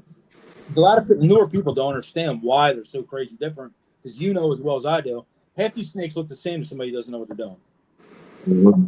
So they have heads on them, all that kind of stuff. They don't know what that means. They don't know what an orange dream means next to a normal, and why a back is not a price of a spot nose and all kinds. They have no idea. Yeah, for sure. Mm-hmm. Yeah, the name of the game, Will, is what I'm trying to tell you. Engage with as many people as you can. Talk to them. I never expect to sell a snake, but if I do, cool. And just keep them engaged at the table, talking to them and giving them the best information you could possibly give somebody moving forward. They'll respect the hell out of you for it. You're not pushing your freaking game down their throat. And if they really love what you're telling you, you're selling yourself. So they're basically selling snakes. Yep. So. Let me go ahead and run the last sponsor ad, and then we'll keep on going here, guys. Stop wasting time trying to prove out animals or taking chances on possible hets or genes you don't know that are there. Head on over to Charlie at Gray Rider Reptiles and ShedTesting.com for all of your shed testing needs. He's fast, accurate, and adding new tests on a regular basis. So head on over to ShedTesting.com and check him out. Make sure to use the code CARPET15 for 15% off of your shed test order. Use nothing but the best at ShedTesting.com. Now, Charlie has added more genes since I originally did this ad, so I need to update the list. But go ahead, check out ShedTesting.com, and there on there you'll be able to see exactly what he does have available currently. But he has added quite a few genetics since then. Will, my next question for you is: you started out around 30, you now have 404. How has your mindset changed from the beginning to now? Like, there had to have been some transition of, all right, we've got to start focusing on certain different things and how to make projects. Well, I mean, I try to keep everything in order. A few months ago, I did the subscription for Husbandry Pro, and at least it allows me to visualize everything. You know, I still don't use it to track a lot of things, but I'm tracking all the individual animals, and I have a visual. And my goal that I've been working on was really to work a number of double recessives, and I can use that as a base to start layering in additional genes. I can take 2 different sets of double recessives to make a triple project. So now I have a single visual that's double het, and this way I'm throwing statistics at it, and I'm giving myself a much better chance of landing those triple visual combos. But I'm not really happy with just a triple visual. They don't hold their value, because the first person who makes it, they're expensive, but then everyone else jumps on the bandwagon. Next you know that there are 300 of them, and they're not worth crap anymore, right? Because everyone's always chasing somebody else, and no one's just working on stuff that they want to. So it's like I need to do something a little different. But by the time Canova shows it or AP shows it, they've been working on it for a couple of years, and they have different examples of it. Why am I going to try to make the same thing? Yeah. Right? Like my goal isn't to compete with them. I just want to be happy making ball pythons. Right? If it's making bells, hey, that's fine. Right? Because I look at it like, at the end of the day, if I can turn it around and it supports itself with a little extra, I'm living the life, right? I'm not freaking on a farm somewhere, attending to like cows or anything, right? I'm dealing with first world problems, and life could be a lot worse. So, with you talking about going different directions and all kinds of stuff, like, what are some of your kind of plans to take? Like, where does Will see himself 2 years from now with like going a different direction than most people are going? Like, what are you working on that's different? Well, that like I'm dreamsicles and clown pies just like everybody else. Mm-hmm. Now the question is, what kind of extra codon genes am I gonna add to them? All right, I saw Jeremy's Fire Bee, and that gave me the inspiration to try to make a vanilla Scream Bee. I think that those look pretty nice. Yeah. And then I can take that, maybe I can add clown to it. I don't necessarily like how much pie takes away from the visuals in a lot of combos, so maybe I'll stay away from that. But I don't mind putting in pie. Hypo is another one that's easy to add it to. So even for simple combinations, there's a lot I can still do with it. If I had to ask you 3 genes are your top tier genes that will be known for in 3 years, what could you rattle them off, or at least 2 of them? I want to be able to work super gravel and super asphalt like the recessives. Yellow belly complex. You see more super gravel now, but you still don't see a ton of super asphalt. And I would say to something that revolves around clown and at least one other recessive. Right? Okay. I have clown pies I'm working on, hypo clown, D-stripe clown. I don't have any lavender clowns, but what's your favorite codon other than like gravel? Like, you said gravel is a codon, it's a great one. Asphalt. What would be another codon you would want to add into these clowns and pies and lavenders? I really like Mojave and Lesser, but I have to be careful with them because I can only add them in on one side. Right. And with some people, it detracts from it. I don't have a lot of it. I need to add more, but I would say that I think I want to work with vanilla more than I do with fire. Right? Vanilla. That white snake. Vanilla. Not vanilla about you. Yeah, vanilla. I love vanilla. Yeah, you don't have no dead end with the vanilla. It's infinite. So, yep. Well, I totally understand that logic. And like I said, Mojave, you touch my heart with Mojave. I love Mojave stuff. So, yeah, I mean, one of my favorite animals is just a really nice example of a single gene Mojave, and I'm just going to keep it around forever. Right? Because at the end of the day, I'm working with all these snakes and breeding them because I just love them for for what they are. I don't need to sell everything. I don't need to breed everything. I can keep some animals just to have.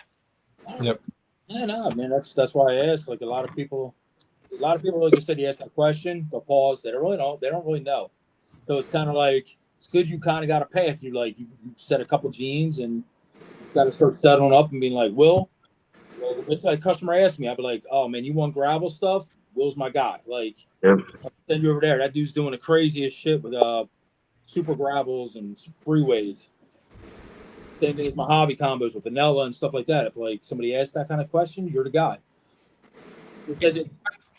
I mean, I feel like I'm a little late though. I mean, it's never too late. Oh. I've only started working on a lot of these in the past year or so. For a while, I was really focused on just collecting and stacking Hodam genes, but I do need to get recessives in there, and I can't do them separate in a vacuum. I kind of have to do them together. This might be just a crazy thing to say, and like I said, no, don't take anybody take this with like a glass of water.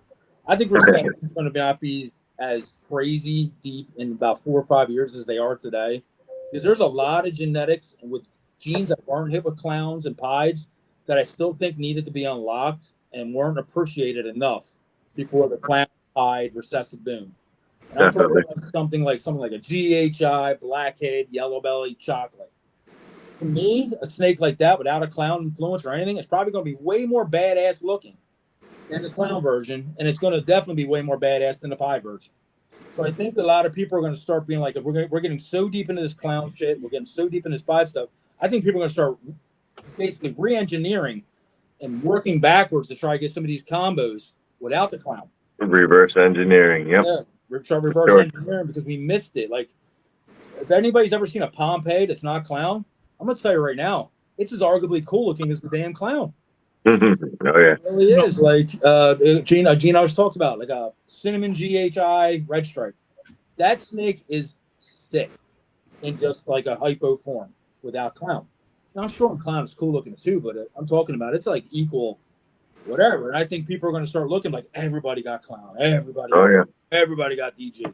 So basically, they start making some of these snakes that nobody's ever seen. You start plopping these things out. Without the clown, without the pies, I mean, of course you can still shoot for the combo, right? But if you're doing a head to whatever, you can end up with these banging ass genes, and I think they're gonna be more appreciated moving forward than just doing straight up bumblebees. Yep. We've seen this stuff. It's why it's becoming less valuable. It's becoming common. You say that. I have this mahogany stranger boy that's head for clown. Mm-hmm. And I think just that combo looks better than the visual clown version of that snake. I agree with you. Like I said, I'm telling you, I totally agree with you. Imagine putting GHI and blackhead with no clown on that snake alone.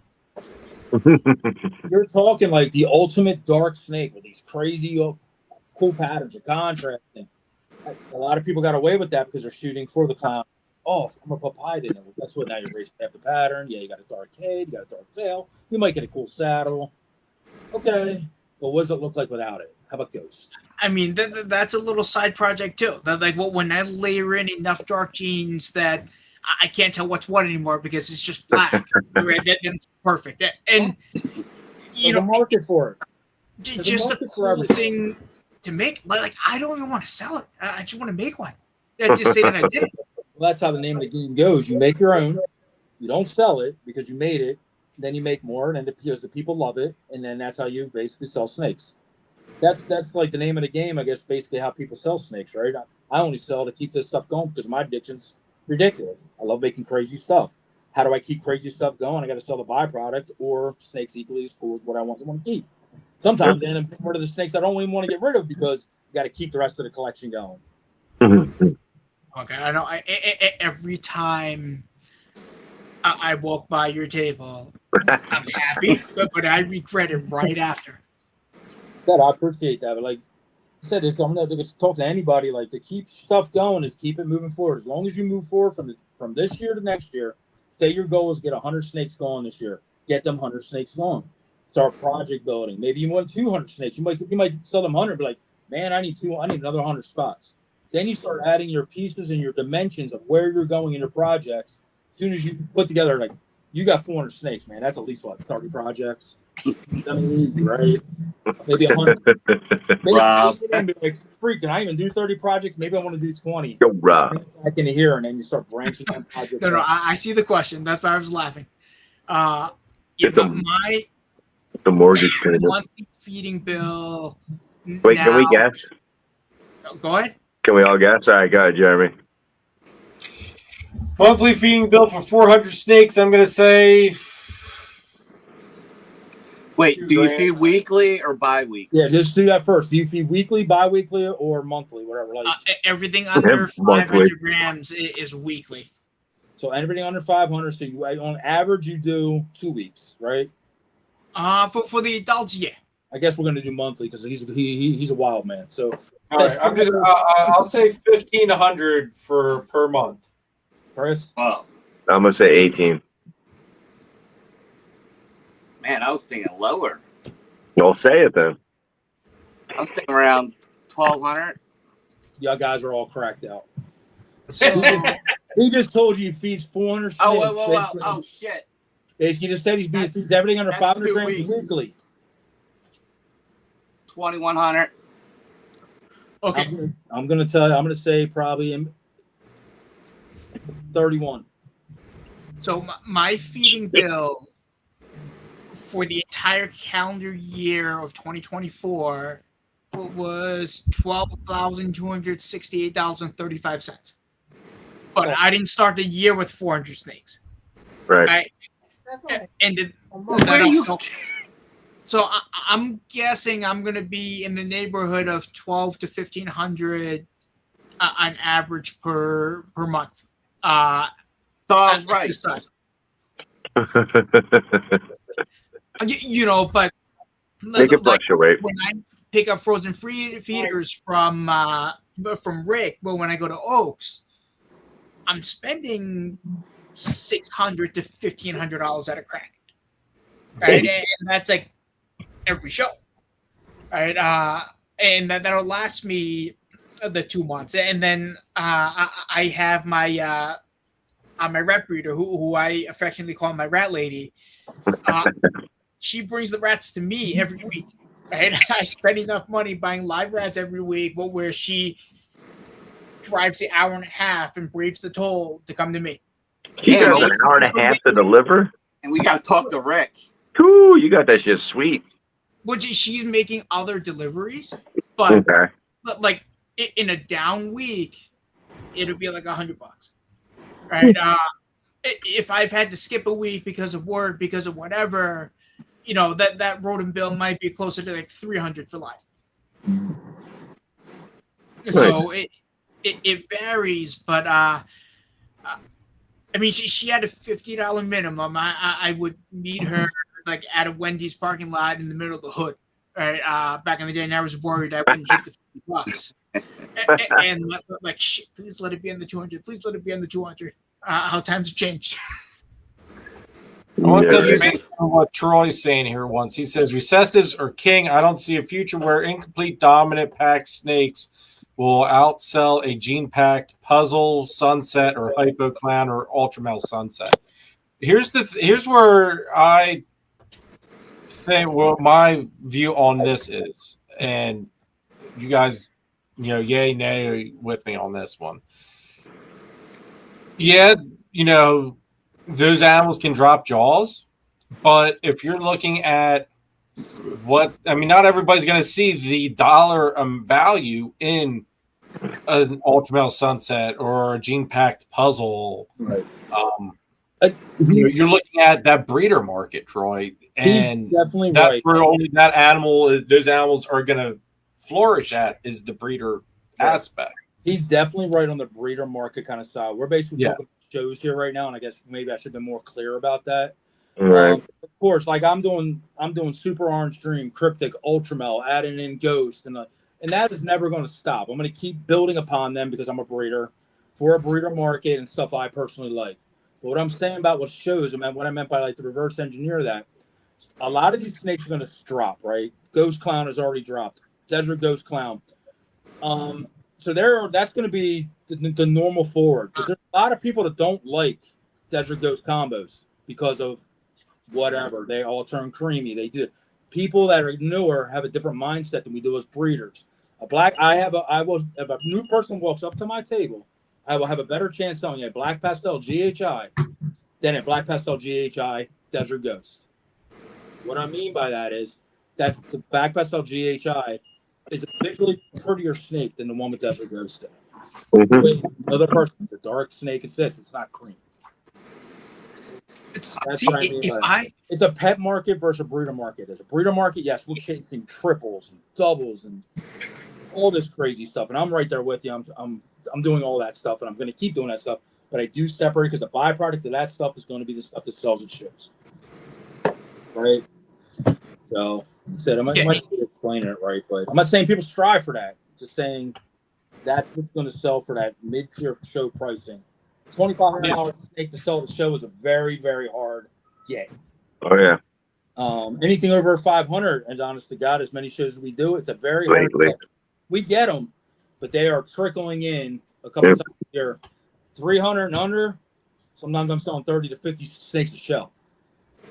So, yeah, Troy's agreeing with you right there. Like they do 16 to 18 shows a year, $300 to $600 is that sweet spot, and that's basically where we're seeing too, Troy, on our end. Right. If you get snakes in that 300 to 600 range, that's your show's sweet spot. Right. It depends on the shows, right? Like the bigger shows, Repticon, that's more of a realistic price, $300 to $600. But a local oak show, sometimes it happens every 2 months, guys. Like whatever, you get sometimes crowd than that coming in. My average sales at that show. I could bring all the banger stuff out of the closet, $300 to $600 snakes. Well, man, that show might only bring freaking $100 snakes, $65, $125. Like, it depends on the shows. Doing a little bit more mainstream shows at $300 to $600 because it's bringing in more of a breeder. People are coming to the shows. Your brand new pet people have a very hard time pulling $300 or $400 plus out of their pocket to buy their first snake. Oh yeah, their second snake. They usually buy 10 to 15 snakes before they actually learn. And they're usually all males because they're cheaper than the females. And they go on the wall and they go, oh shit, it's online. I should need more females than males. And next thing you know, they're revamping their collection and their $5 snakes are all piling out the door to buy them $300 to $600 animals. It's a learning curve. It's a stage. And let's face it, too, $600 right now gets you a pretty decent animal, too. Yeah, $600 goes fun right now. It will get you some double visuals for sure. Yeah. But that brand new person coming up, like, oh my God, this is my first snake ever. Blah blah blah. What are you pulling out? I got this bell. I got this banana combo. Check this out, because it's visually appeasing to them to see that for the first time versus a clown ghost enchi that just looks like a ghost enchi to them. Right. They don't know the difference of why the clown gave it any kind of value. Oh, it's missing eye strips. Oh, that's cute. They just don't know any better. They will once they start learning how to breed, and then they're like, damn, bro, that was a great price for $350 for a clown enchi, right? Like, ghost. Well, on the other comment, balls and strikes with the whole codom thing, I'll tell you what, man, I like a leopard, spot nose, yellow belly, het clown. I like that better than a visual Batman. Yep.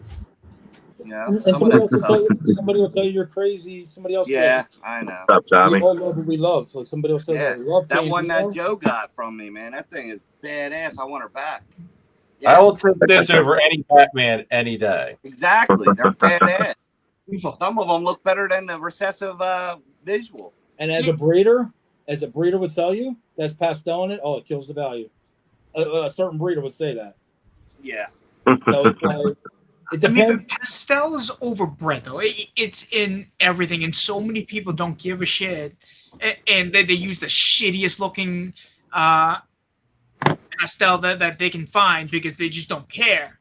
And then it looks like a stick. It's so brown when it's an adult.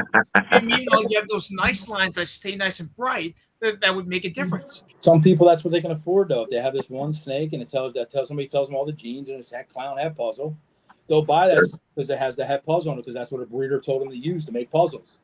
And that's a very affordable snake for them. So it's in the $300 range, so they'll buy that. They're not thinking like, oh, this snake's going to make brown snakes in the future. They're like, I want that puzzle because it's a lot to grasp for somebody new to come in. Like, you really got to do this for a while, just like you or anybody else, including myself, to see the progression of where we're heading with this stuff. You know how many times I started projects over because it just wasn't pretty enough or wasn't this, because I started getting more picky. The more you know, the more you forget, kind of deal. Like, God, I bring in like a Orange Dream is a perfect example. When I started with Orange Dream, I started with it a decade ago. My first Orange Dreams weren't that great. So basically what happened is high Orange Dreams came out. Well, now we're talking. We make some banging ass shit with this Orange Dream stuff. So I had to basically take all the stuff I did for 4 years, throw it to the side because I didn't care for it as much, and I started over doing these high Orange Dream combos now. Why? Because I got picky. I knew what I was talking about. I knew what I was doing. Yeah. I started knowing, like, oh, this is a bad one versus a good one. When somebody comes in, they don't know that's a good one versus a bad one until they see this is a good one, this is a bad one. And people just literally are buying because a breeder says so. This is a very whatever market of because I said so. Think about that like for a minute, because somebody said like Pompeii, that gene got a name because it was awesome. It got a name. It was the pinnacle of what to make at that time. Dude, there's way cooler snakes looking in Pompeii. I'm sorry. We all know this, right?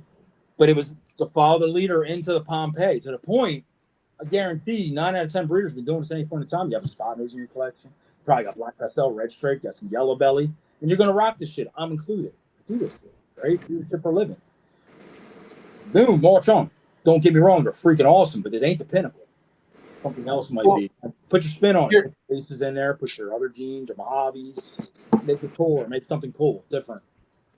I was just gonna say that's the thing. Everybody chases after that Pompeii. Mm-hmm. They don't chase what's better than the Pompeii. They don't take that animal and try to improve it. They're just trying to recreate that animal. Where they should be thinking ahead of, all right, that's cool, but if I throw this or that into that mix, that's going to make that animal look even better. It's what separates breeders. That's why some people can be doing it the same length of time and one person's here and one person's there. It's because of the way they understood it and the way they took the information and used it. Now, if you're buying, like I said, a DG clown male today and you have no females, unless you have these powerful, crazy females and you want to make like, say, a black pastel Enchi clown ghost. You want to make triple recessive with black pastel and Enchi, it's a great male to have. But if you want to take a black pastel desert ghost and then you tell me you got a pastel Enchi in the drawer, I'm going to tell you you're making fool's gold. Because now you got to wait for 3 years after you make them eggs to grow them up. The best you can do with pastel Enchi is what you can buy a dime a dozen on a morph market right now. You can buy pastel Enchi DGs right now for $500 to $800, basically. So that might be a little low on this stuff, but I guess since I've seen some of the stuff for $600, $700 online right now, what's it going to be in a month from now? What's going to be 6 months from now? What's it going to be after 2025 season? That's probably where it's going to land. So basically, everybody takes what they got. They think a baby's ready to breed now, so the value of today's what's going to be the value of 3 years. You got to deduct that. So that 3 years, somebody else has done it, somebody else has done better, somebody else has done that shit, and then if you have a whole community of people going, oh, we're all going to make that too. Now you got a lot of freaking shit. Now the market hits, boom, and then by the time you make it, you're like, loaded. Oh my God, I just made a freaking snake I spent $2,500 on. They're only $400 today. Why? This community sucks. I hate ball pythons. I'm out. I'm not out. Everybody else is too. But if you went a different way, you put a gene in it, say stranger, say this, and there's 6 of them, 3 of them, 2 of them. Maybe your snake still is worth $2,500 because nobody else got it, but I'm guaranteed you look up pastel Enchi, there might be 30, 40 of them. Oh, yeah. 3 years from now. And that's the thing that a lot of guys coming in, they can't really wrap their head around. You got to get the genes into this stuff, and it has to be good.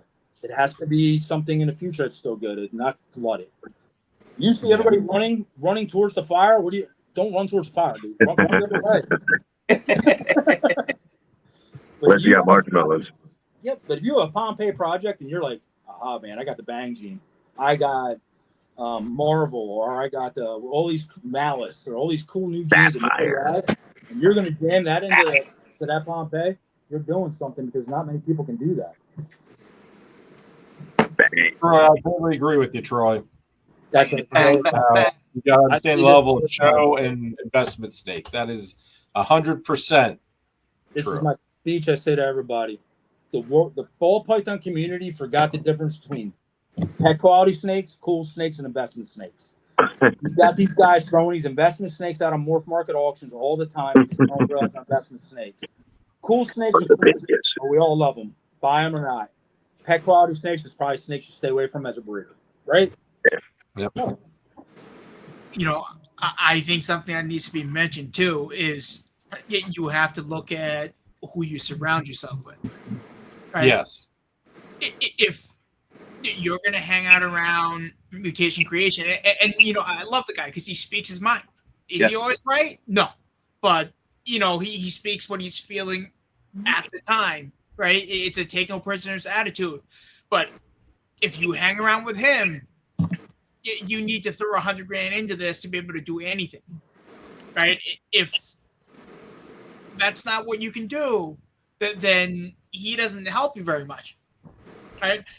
I was lucky enough where, you know, I was looking for specific animals. I found Triforce through Morph Market. And I think the first animals I got from you, Chris, were off Holdback Rack Auction. Right, so I met you guys, and you've been nothing but great. But you came much later. Left me out. That's because you're not great. You suck. Didn't buy shit from me. He sure has. You got bird food. Let me clear some space, right? Because Anthony right now pretty much owns me. So with 404 snakes, Will, how many you think are you planning comfortably a year that you think that you can move and be basically keep your ship afloat with your feeding bills and not overwhelm yourself with more stuff that's going to basically clog racks or need more racking or cause issues with the wife? Or how many year are you going to like work on to make you comfortable? My goal for 2024 was 25 to 30 clutches, and I had 18 hit the ground in 24. Only 14 were viable, and 13 of them hatched. Hatched in 24. I have another clutch that got laid this month that'll hatch, or late in December that'll hatch towards the end of this month. I mean, if I didn't buy all those hatchlings off auctions, I'd be able to handle more. But I sold a little over 100 snakes in 2024, so I move stuff, right? But I sold 100 snakes, and it was a little over $15,000 in sales, right? That average per snake is too low, right? I need higher quality animals. Then you got to invest in higher quality. I mean, that's where the investment part comes in. Like even like Ashley just said here. For me, we're all on different levels of this. Chris, Jeremy, Chris, we're all different levels. My byproduct of higher investment animal snakes are my show snakes. I can do that because I built this for 10 years with basically making my snakes and making them. I couldn't afford to do $25,000 snakes in the beginning. I don't know about you three, but I had to make my snakes to make them what they are today. So my whatever snakes are my byproduct snakes. Now, my byproduct snakes might be better than somebody else's, but there's also guys who have way better byproduct snakes than I have. So it's basically, like I said, it's just where you're at in the level and where you're comfortable, where you are still having fun doing this, not just producing slop to put out in the world. We get that. And keeping yourself, your collection and yourself happy that you're able to still move snakes and so on. We're all in this, like I said, we're all in this differently. And that's just it. I mean, but my goal, and I think I'm pretty close to there another year, and I'll be there. Slop would be a belt, right? I don't want to produce a single gene Mojave or a single gene listener. Right. I think slop, like I said, in this conversation, I'm talking about stuff that's harder to move, right? Like, yeah. But, like, you know, it's not even that I care so much about not really making money on the snakes. That's not a big deal. I don't want the animals that I make to go feed someone's cobra. Yeah. I mean, that's a problem for me. So as I buy animals, I do it with an eye towards when I make pairings. I'm not making normals. I'm minimizing the chance of making like a single gene animal that's only worth like $30 or $50. And you know, it's not because I don't value that market. I'm not trying to feed someone else's animal. Right, I want my animals that I produce to have a fighting chance at living a decent life. And if the worst thing that can happen to them is living in someone else's rack as a breeder, I didn't do too bad. Right? If there was value in it, I'd have a room full of normals. I like normals. But for $10-$20, I had a breeder at a show next to me, put them on the table, and then offer them for free. And someone took one. He had like 8 of them. You know, it's in a perfect world, we'd be all making great quality snakes, and they would all be the best and whatever. But a lot of stuff does have to go where it has to go because of the market, pricing, and everything else. One man's trash is another man's treasure, right?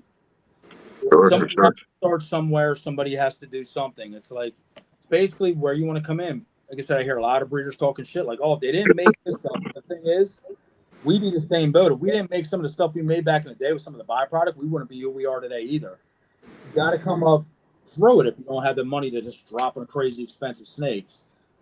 Sometimes they drop, sometimes they get better, like more valuable. Like you can buy a clown ghost girl from me, right? Say I sell for $600. As a breeder, she's probably worth about $2K. Why? Somebody might have the bang in his ass clown ghost combo male to just print money with, basically, if they wanted to put that to that girl. So another snake, for instance, would be a Mojave female. I sell it today for $30. Maybe as a breeder, it's worth $40. But it has to go somewhere, right? Like, that's the whole point. Is it what is show quality snakes and whatever, and how much of this do we shoot for? Yeah, I mean, like sometimes I'll end up just giving away like a pastel that's head for something, where I know someone's going to take it home and it's going to be a pet that they love, versus then wholesaling it and risking it being someone's feeder. Yep. Right, because the $10-$15 isn't going to make much of a difference to me because I don't have 100 of them to sell. I have like 2 or 3. I'll give it to someone and make their day and create some goodwill versus make $10 out of it. Yeah. Well, I know Ashley up here was saying about your missus being the show snake and stuff like that. Like that is exactly right. I mean, your misses for chasing these projects, and John was saying it too, are what you're going to, be. That is your show stuff. Like that's your misses. Like that's not the top animal you're trying to hit. But at the same token, I also do pairings, like Troy was saying as well.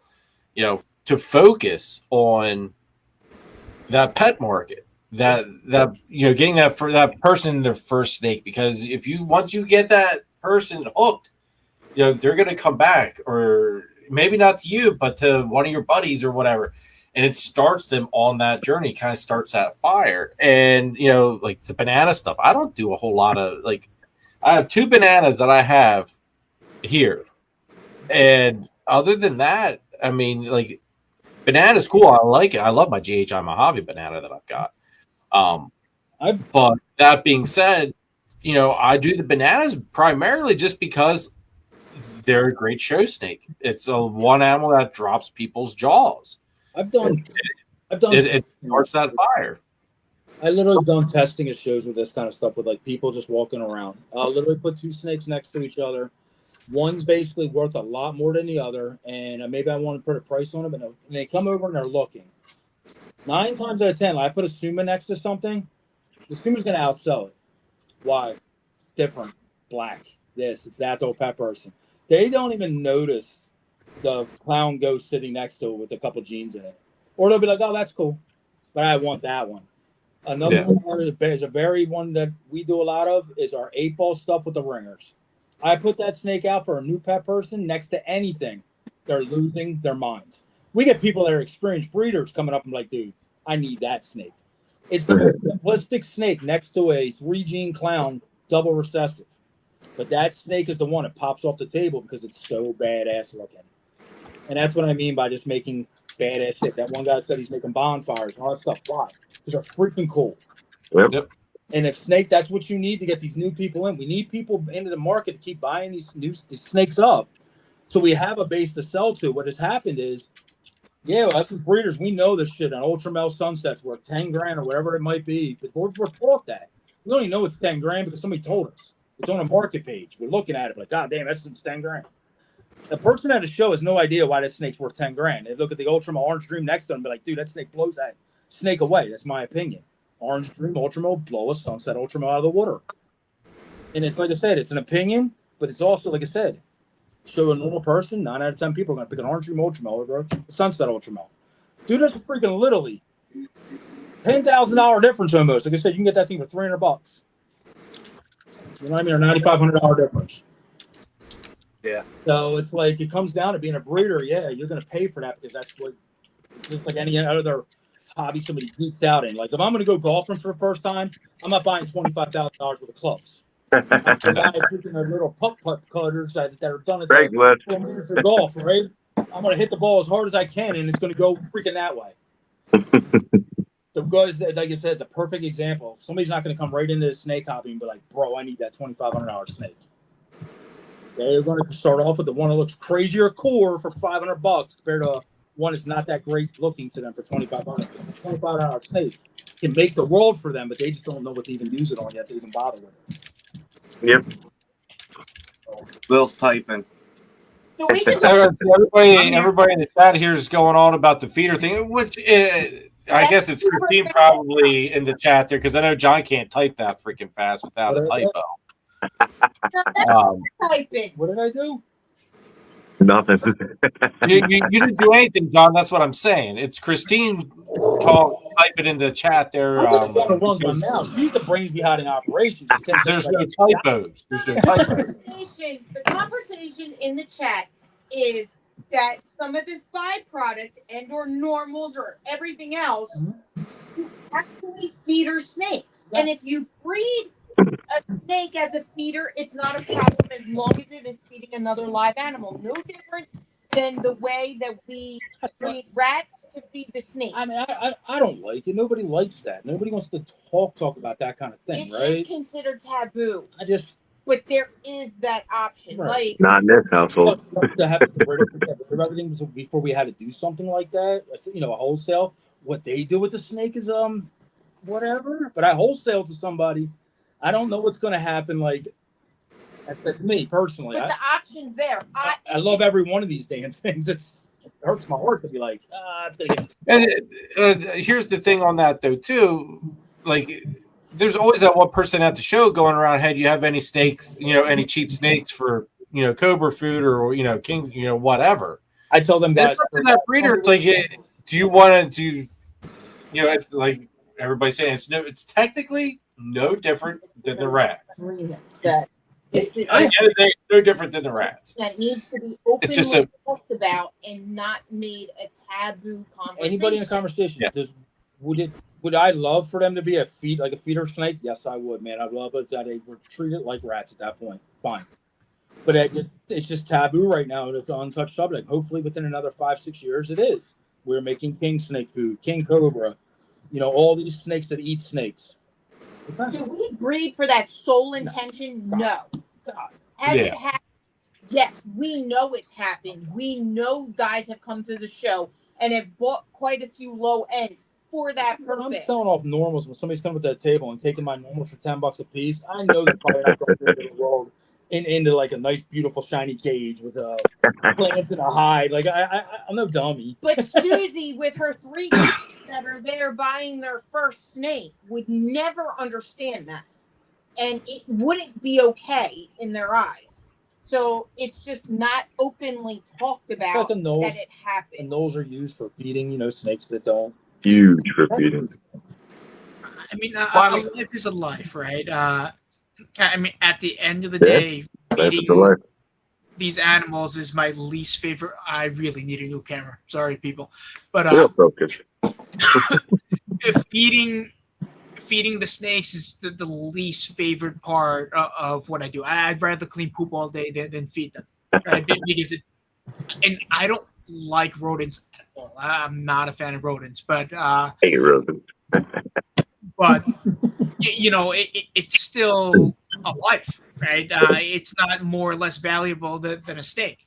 If I could produce, say, like corn snakes for 20 cents and use them as feeders, that would be a viable option. But they cost too much to produce. Like, and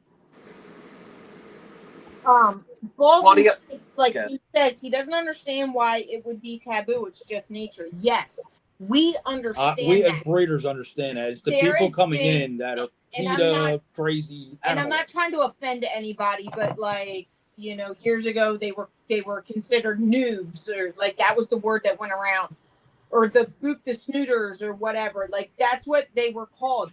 These people get highly upset when they find out that a snake was used to feed a king cobra. And this is because it has become an issue. You just don't talk about it. You will end up in a Facebook group that's a private for newer people talking how terrible of a breeder you are for freaking selling your snakes for food. Trust me. Somebody's not going to like it. There's a lot of stuff we do. Even breeding, even this. These racks, somebody hates it. See tanks, somebody hates it. See freaking water bowls, somebody hates it. Even plastic, somebody hates it. Somebody talks shit about something, right? Yeah. Well, if you think about it this way too, at least the animal went to use. It went for food. It's logical. I think it's worse, you know, you sell snake to some kid and you know it's dead in a week. So he throws it in the trash. Yeah. So at least the animal went to use. That's logical thinking. Will's talking about feeding snakes right now. If the wrong person's watching, they're fuming, going, "Oh my God, he feeds them dead." Somebody's fuming, going, "Oh my God, he feeds them live." Like you can't please everybody. I get that. Well, you know, my snakes won't fucking eat celery. I've tried. Well, what would you like me to do? Yeah. I mean, put a little peanut butter on it. Maybe that'll help. We talked about a lot of controversial shit here tonight. Spiders. There might be somebody watching. I can't believe they're saying they like spiders. They're the worst. Dude, I've had people come. Well, you and I both had it at the last Repticon. Girl came up every table. Do you breed spiders? I've had somebody ask me literally the last 15 to 20 shows. Differently, people ask me, do I breed spider? They won't buy from you if you do. And I look at them, I go, what would be the outcome if I told you yes or no? I would never buy a snake off if you did. I was like, go somewhere else. Yep, I said I don't, but you know, I could have spider in my home. You know what I mean? She don't know. We're just going to take off my work. Yeah. You come up with a question like that, of course I'm gonna be like, what do you want to hear? Like straight up. Yeah, that was a thing for a while, man. You got spider in your collection? We still get it. Still get it. Like really? Dude, I get hate for freaking making my 8-balls. Dude, I got some of the straightest 8-balls in the country with some of the most insane ringers. You are irresponsible if you breed a spider. I dialed this thing. Who the fuck died and made you the moral authority? We'll suck a dick. That's what I would say. Hey, you know what? Go eat 2 dicks. Choke on the second one for me. It's a visual sequence. Peanut butter. You're welcome. So I mean, you know, like there you go. If you don't like it, I respect it. I'm not gonna argue it. But you don't like it on your own time. But who the fuck are you to tell me what's right and wrong and what to like and what not to like? Go fuck yourself. Well, that had nothing to do with respect. That was 2 dicks deep.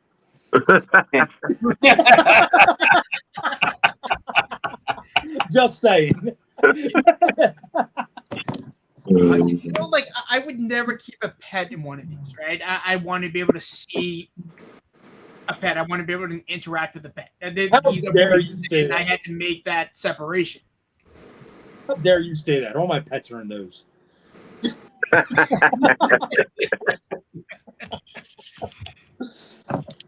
Oh man, nah. Like I said, we touched a lot of controversial stuff tonight. Like I said, everybody just can't love what you're going to say. It's just spitting out kind of opinions tonight, bullshitting around the table about whatever. I think it's that cancel culture stuff, you know. That is some of it too. But here's the thing. Here's the thing I want everybody to remember, though. For anybody that sits here and ever wonders, why in the hell did we make this change to the channel? Right here's why. Yeah. Because you've got all these different perspectives, mindsets, points of view, experience levels, able to chime in, and it just makes that much better of a show. You touch that much more topics. That you go everywhere with it now. I tell every new person during Heard up when they meet me. I said, you can get a lot of information out of me if you want to learn how to breed. I'm successful at breeding. I know how to do this. I said, now take half of what I say. I said, no, you can apply it. Now go talk to Jeremy. Go talk to Nathan from Infinite Possible. Go talk to Christian Balls Deep. Take everything you heard. Now make your own deal. Maybe your room doesn't stay 75 to 80, so maybe your heat tape has to be a little thicker. So maybe you go to bigger panels. Maybe you can't get live rats, so maybe you have to do frozen thaw, but heat them damn things up real good. Don't feed them on bedding, maybe, because literally if you feed a wet thawed rat in a freaking bedding, they're going to get impacted and could possibly impaction and die. If you're going to feed live, blah, blah, blah, use tongs, kind of suggested, but hold it towards the ass end so the snake don't break their teeth on the tongs. Why do I know this? Because I tried it. But use everybody's shit. Like whatever. What they say, apply your own thing. Use this guy's cards. Use this guy's method of breeding. Use this guy's method of freaking record keeping. You'll make yourself one hell of a successful breeder if you take the good shit out of everything you just heard. Yep. I'm telling you right now, I've been doing this forever. I hear shit every day. Somebody tells me and I go, I was today 8 years old when I just found that out. I still remember the day when John found out Xanthics could be yellow. Found out Jason. No way. Freaking blew this man's mind. Check that shit out. I'm the Orby freaking champion of the world. I told everybody to use Orbeez. Guess what? I moved to trays, and guess what I do? I don't use Orbeez no more. I use straight water. Learn something new every day. Why the hell when I got them trays? But guess what? If I don't got them trays, Orbeez it is. Why? Because it keeps the tray afloat. Like I said, it's just learn to adapt. There's one thing about the world I can't stand. Like you might hear something. There might be something I said on some topic. It might have been dead ass wrong. You come back to me, John, you said this, this, and this, and I'll be like, you tell me why I was wrong. I'll be like, well, goddamn, I was wrong. I'll apply that, right? You don't know unless you know. That's all we're doing. Spitting on experience, and that's it. The one thing you won't hear me say is anything I haven't experienced. I don't just sit there and talk because I read on the internet. That I won't do. The only reason I've gotten to where I'm at is because, as you were saying, John, I tried to find people that have the same, that have been in the same boat. You and I have been in a very similar boat with our start off. So I took a lot of your experience, the things you've done, went through, all that, used that. Took a little bit from Chris, Nate, like everybody, and I channeled it to become what this is now. Yeah, like you said, you started like I did, Jeremy. I was a painter. It's no secret. I'm a contractor. Contractors don't make a ton of money. That's extra, like pays bills and does this. So I had to start, even in the height of a market way back when, with $400 or $500 snakes. They were considered top tier snakes to me. Yes, that was $10,000 snakes. A pied when I got in was $3,500, $4,500. What did I have to do? I bought a het pied for $600. I bought a het clown for $800. Clowns were $5,000. So what I did was I took them snakes and I made my own snakes, and I was like, aha, I have never seen a mahogany clown. So what did I do? I made a mahogany het clown. The very next year, a mahogany het clown hit the market. It was $15,000. Well, now I knew I was going to make it in that year, and I made it 2 years later. And they were still selling for $1,500 to $2,000. What can you buy a mahogany clown for today? $300, $250, depending on who you find. Female costs you about $350 to $400. Why? Because it moved on from that. But guess what? Mahogany fire cypress pied or clown is going to cost you still $2,500. So now hopefully that's where I'm at. I just paired up fire cypress to mahogany. Well, again, I didn't have that snake 5 years ago, 10 years ago even. It's just its first year of breeding. I just acquired a snake like that. Last year's market, a snake like that was $1,200. This year's market on a snake like that's $500. But it's going to make a snake I never made before that can better my collection, because when I have a fire cypress mahogany, I could turn around and take a bang orange stream yellow belly vanilla clown to it or something, whatever. I'm just making dreams up, but yeah, it's going to push me farther when I have that snake in a whatever, because I took my time to learn genetics. I took my time to see what these genetics do, and I kind of know what I like at this point. Now I can just look at a snake and be like, oh my God, I can see that. Oh my God, could you imagine if that was on it? But it took a lot of time and a lot of learning and a lot of experience to learn how to do that. It took a lot, seeing a lot of snakes, seeing a lot of buddy snakes, took a lot of soul searching with morph market and freaking post. And you're not just going to know tomorrow, like, I'm going to buy this and make the coolest fucking thing tomorrow, because that's definitely not going to happen. You can chase something you've seen, but then chase it to another degree. You see Xanthic's clown and you love it. How about a freaking yellow belly fire cypress Xanthic clown? That might be up your alley. Say you don't like that, you want dark, black pastel, something clown. And again, we're all here like to answer anybody's questions that's new, like New North or whatever. Will talks to me a lot about certain things. Like I said, we're all still learning. I'm deep in this. Balls deep in this. So Kelly's been doing this as long as I have. Learn me about half the time, bro. Like I said, we're all learn different shit. We bounce it off each other. And what happens? It all works. So we all need each other, man. That's basically my rant. 100%, man. 100%. All right, guys. It's almost 10:30. Kara sent me a text telling me that my work phone's like going off the freaking charts. Yeah, I was gonna see about dropping out. That's called a baby making time. No. That means work's trying to tell me, Lord knows, that the sky is falling, the snow's coming. Yep. They want you to go do snow work. Come in at such a time to plow the 1 inch of snow that's going to be on the ground. That's right. Because people don't know how to walk in snow. So, Will, one more time before we jump off here, where will everybody be able to see you show-wise the next couple of shows? So I will be at Repticon in Baltimore with most of you guys on, was it the 18th and the 19th in a couple of weeks? And then I will be at Oaks the following Sunday. Yeah, and then we'll see after that. All right, I have tables at the Scranton show, which is a nice small show that I happen to like. That's in March. And we'll figure it out. What work's trying to kill me, so I need to see what that table's like. I know for me, everybody, if you are remotely local, I will be at York Expo Reptile Show this weekend on I think it's the 11th would be the date. This weekend, York Expo Reptile Show, and then I will be at Baltimore Repticon here with the majority of these fine gentlemen. And then after that, I've got a little bit of a hiatus. Do we have anything in February, John? Hamburg's in February, isn't it? Yeah. Hamburg should be February. Yep. Yeah. Still on the fence of might or might not. I don't. I think it follows Oaks. It does. It's February, and then March is Gettysburg. Yeah. So I'll probably be at Hamburg, but as far as the January lineup, York Expo and Baltimore Repticon, I had to miss Oaks this month. I've got another show coming up, trying to move some stuff from my father's. So we'll be at Repticon, Oaks, and Gettysburg. Maybe. Yep. First show. Bringing the heat, man. End of the year, come see me. Get them. There's a lot of stuff I haven't even posted or even brought to a show yet. It's going to start heading out the door here soon. Yeah. So that cool ass project snakes that you can get for pet snake prices. Get them. Come get How them. about either of you guys, Chris and Chris? I'll be at Oaks and Gettysburg.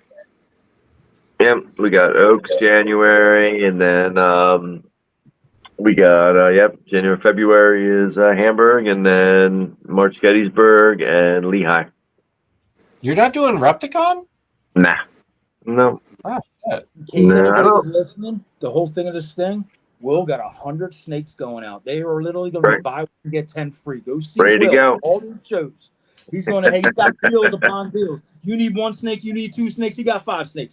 Come on, Will. I'm going to help you. Hurry up and buy. Hurry up and buy. You know, I'm going to turn into your breeder friend and your marriage counselor. Because we need to get these snakes out of your house. Oh, man. You know, I'm going to steal an idea from Dynasty Reptiles and do a grab bag.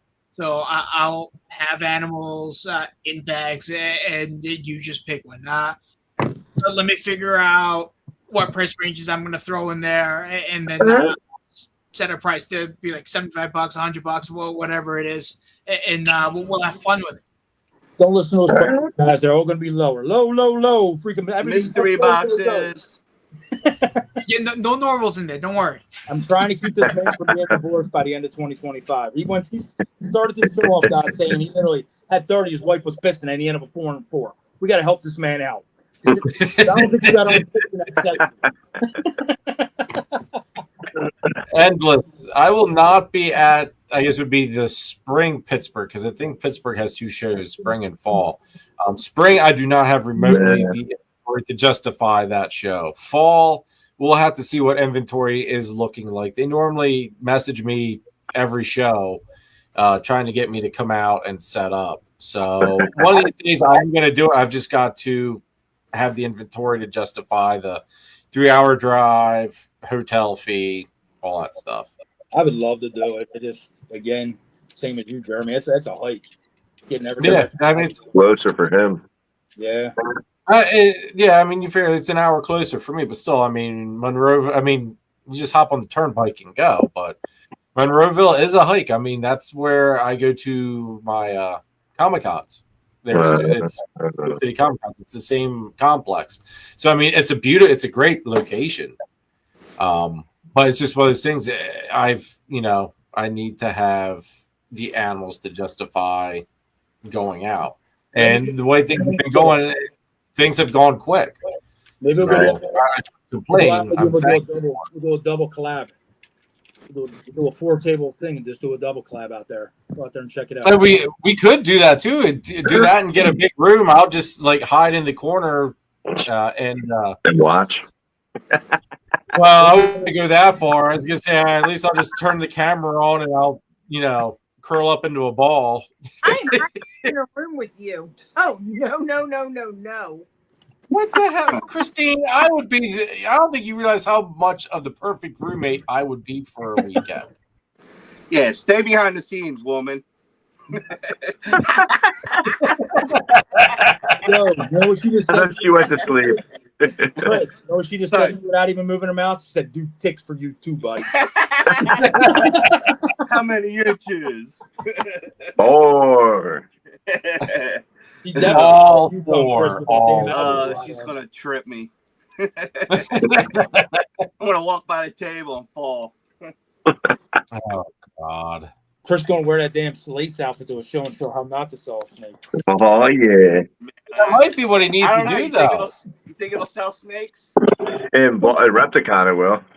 I was gonna say he needs to wear that to Repticon. He's gonna get off the show and be like, for his admirers. AC feel. AC. Right, where's that every damn show now? Oh, he's freezing up. Underneath everything, anyway. We think he's sleeping. He's over there like, This lace feels so nice on my belly. Oh no, there were a couple of times he was there itching pretty good. It's not the lace that he's itching from. Maybe he figured out the key how to actually sell this lace, Gene. Maybe he needs to give Danny the make lace sexy again. Make lace sexy again. That's right. Oh God.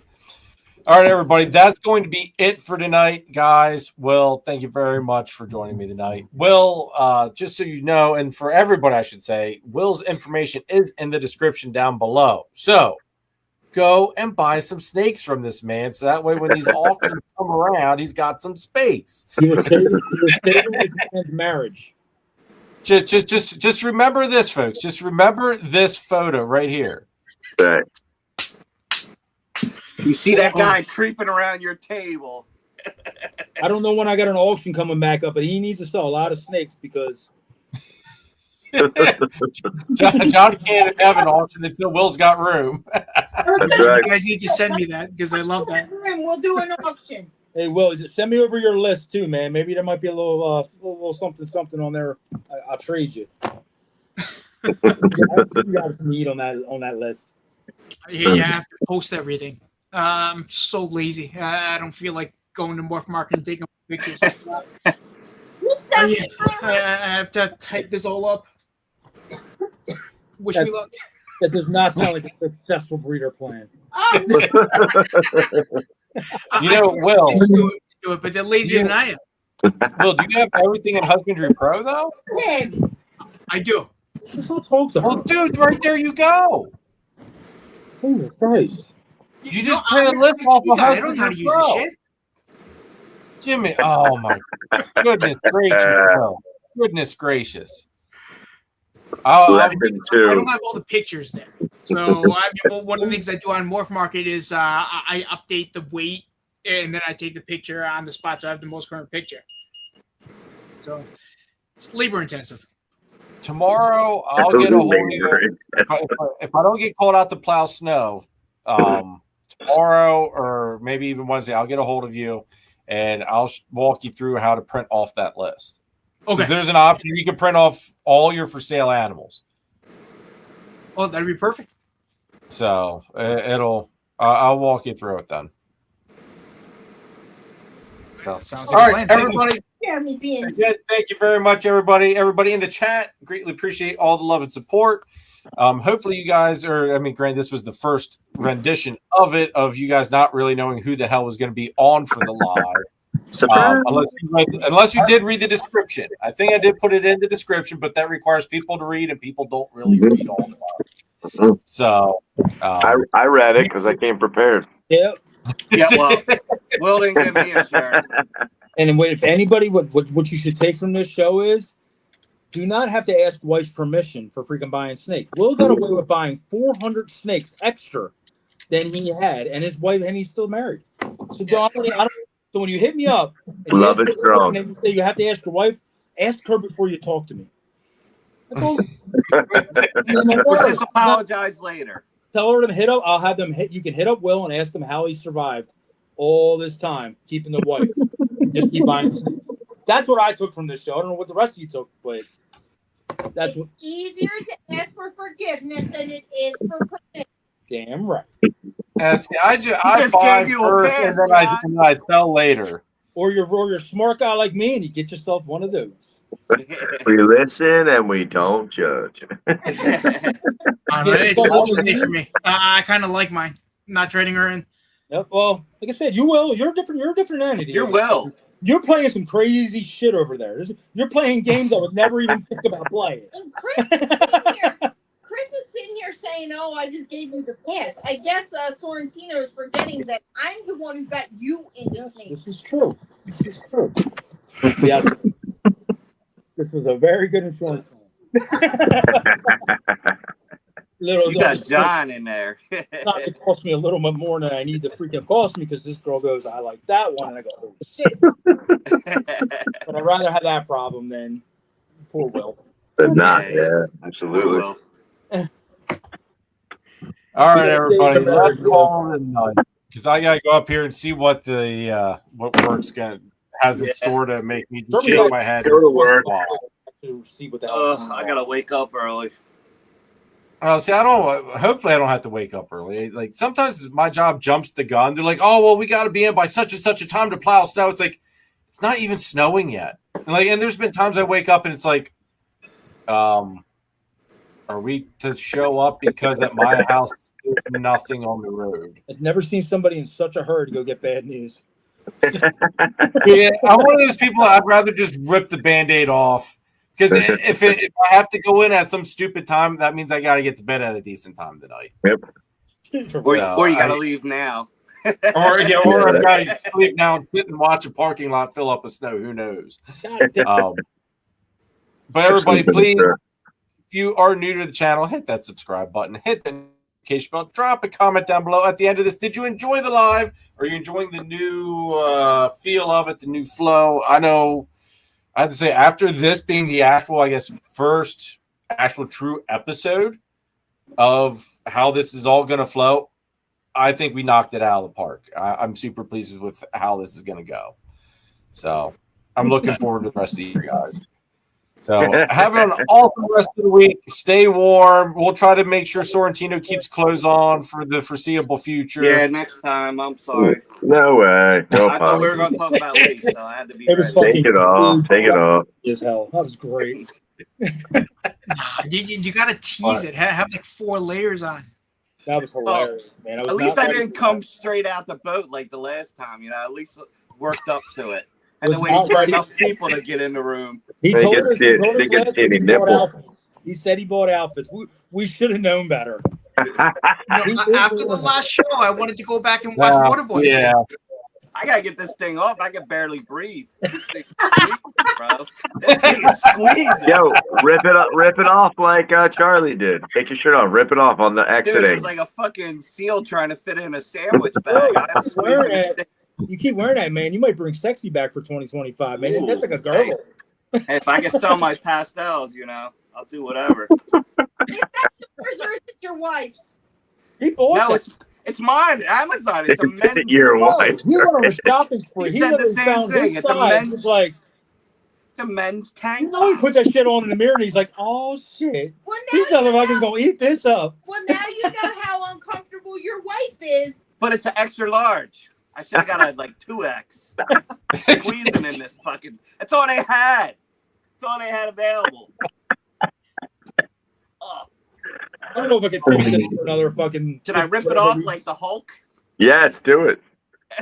Can we take this for another 51 weeks or whatever? 50 weeks. $12. Oh, dude, we're gonna by the end of this year, we're all gonna have 6-pack abs from laughing so damn hard. It's the best freaking ab workout anyone could ever ask for. You want it super reels? No, it's all going to be Sorrentino. No. Hey, please. We've no. got lots of people still hanging on here, even though we're doing is shooting the shit terribly here at the end. But anyway, week for who knows what. I was just I'm not gonna lie, I have no idea who we're gonna have on next week, what we're doing next week. I'm hoping I can get a definite on one person for next week, but that requires a certain person that isn't here tonight with us to actually tell me something other than I forgot. Just in case anybody ever forgets, howdy, balls. There we go. Have a great rest of the week, everybody, and catch you next week. That's gonna live with me forever.